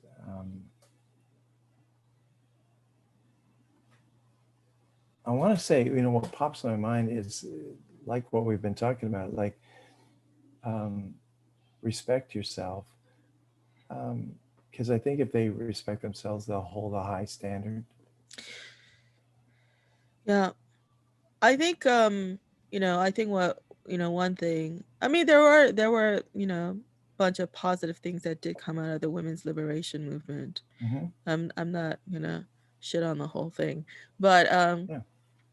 yeah, I think one thing that one positive thing that did come out is it did give women a voice, or would give women permission to voice what Yeah. they want, you know, Yeah. and not suppress, things, and not, you know, un sort of live in that world of, oppressiveness or suppression. That it's important to know who you are and know what you want and to go after it. But it doesn't have to be uh in the way where uh it's then oppressive to men, you know. Right. And Right. people might think like, how could women possibly oppress men? Yeah, we can. Sure Thank you we for saying that. sure we can. Thank you. Yes. Yeah.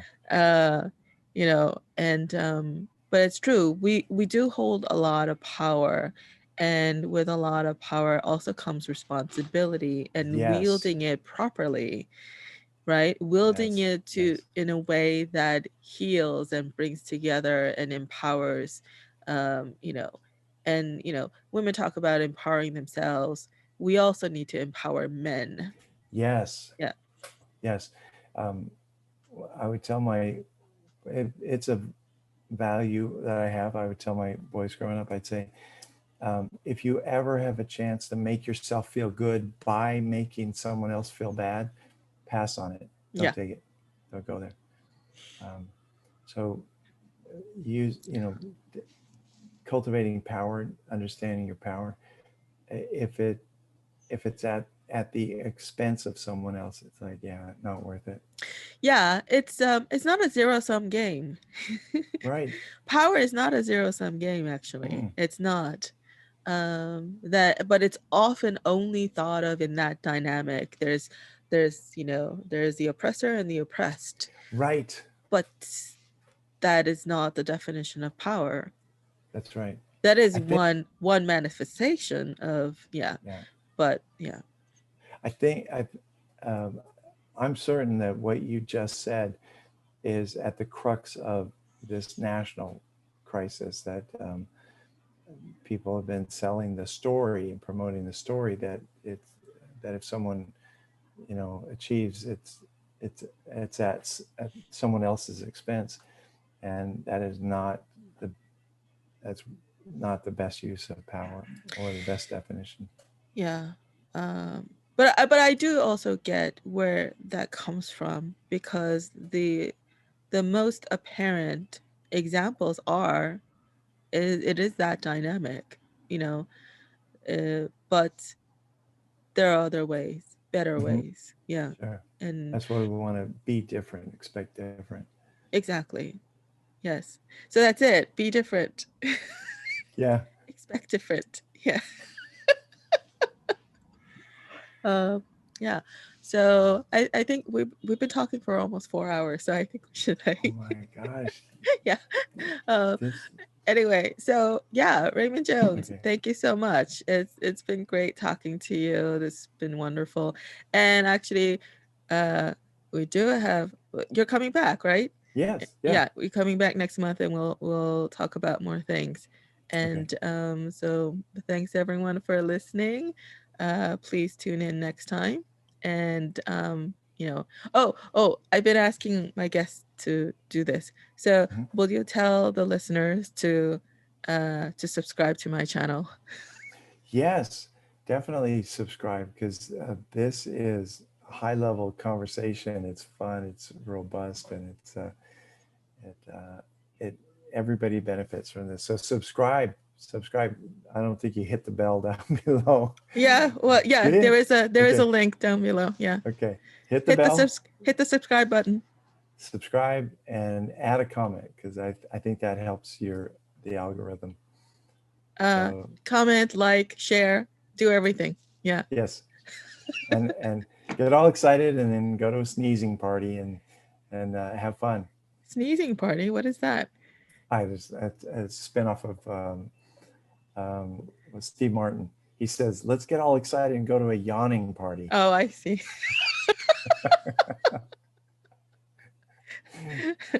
Okay. All right.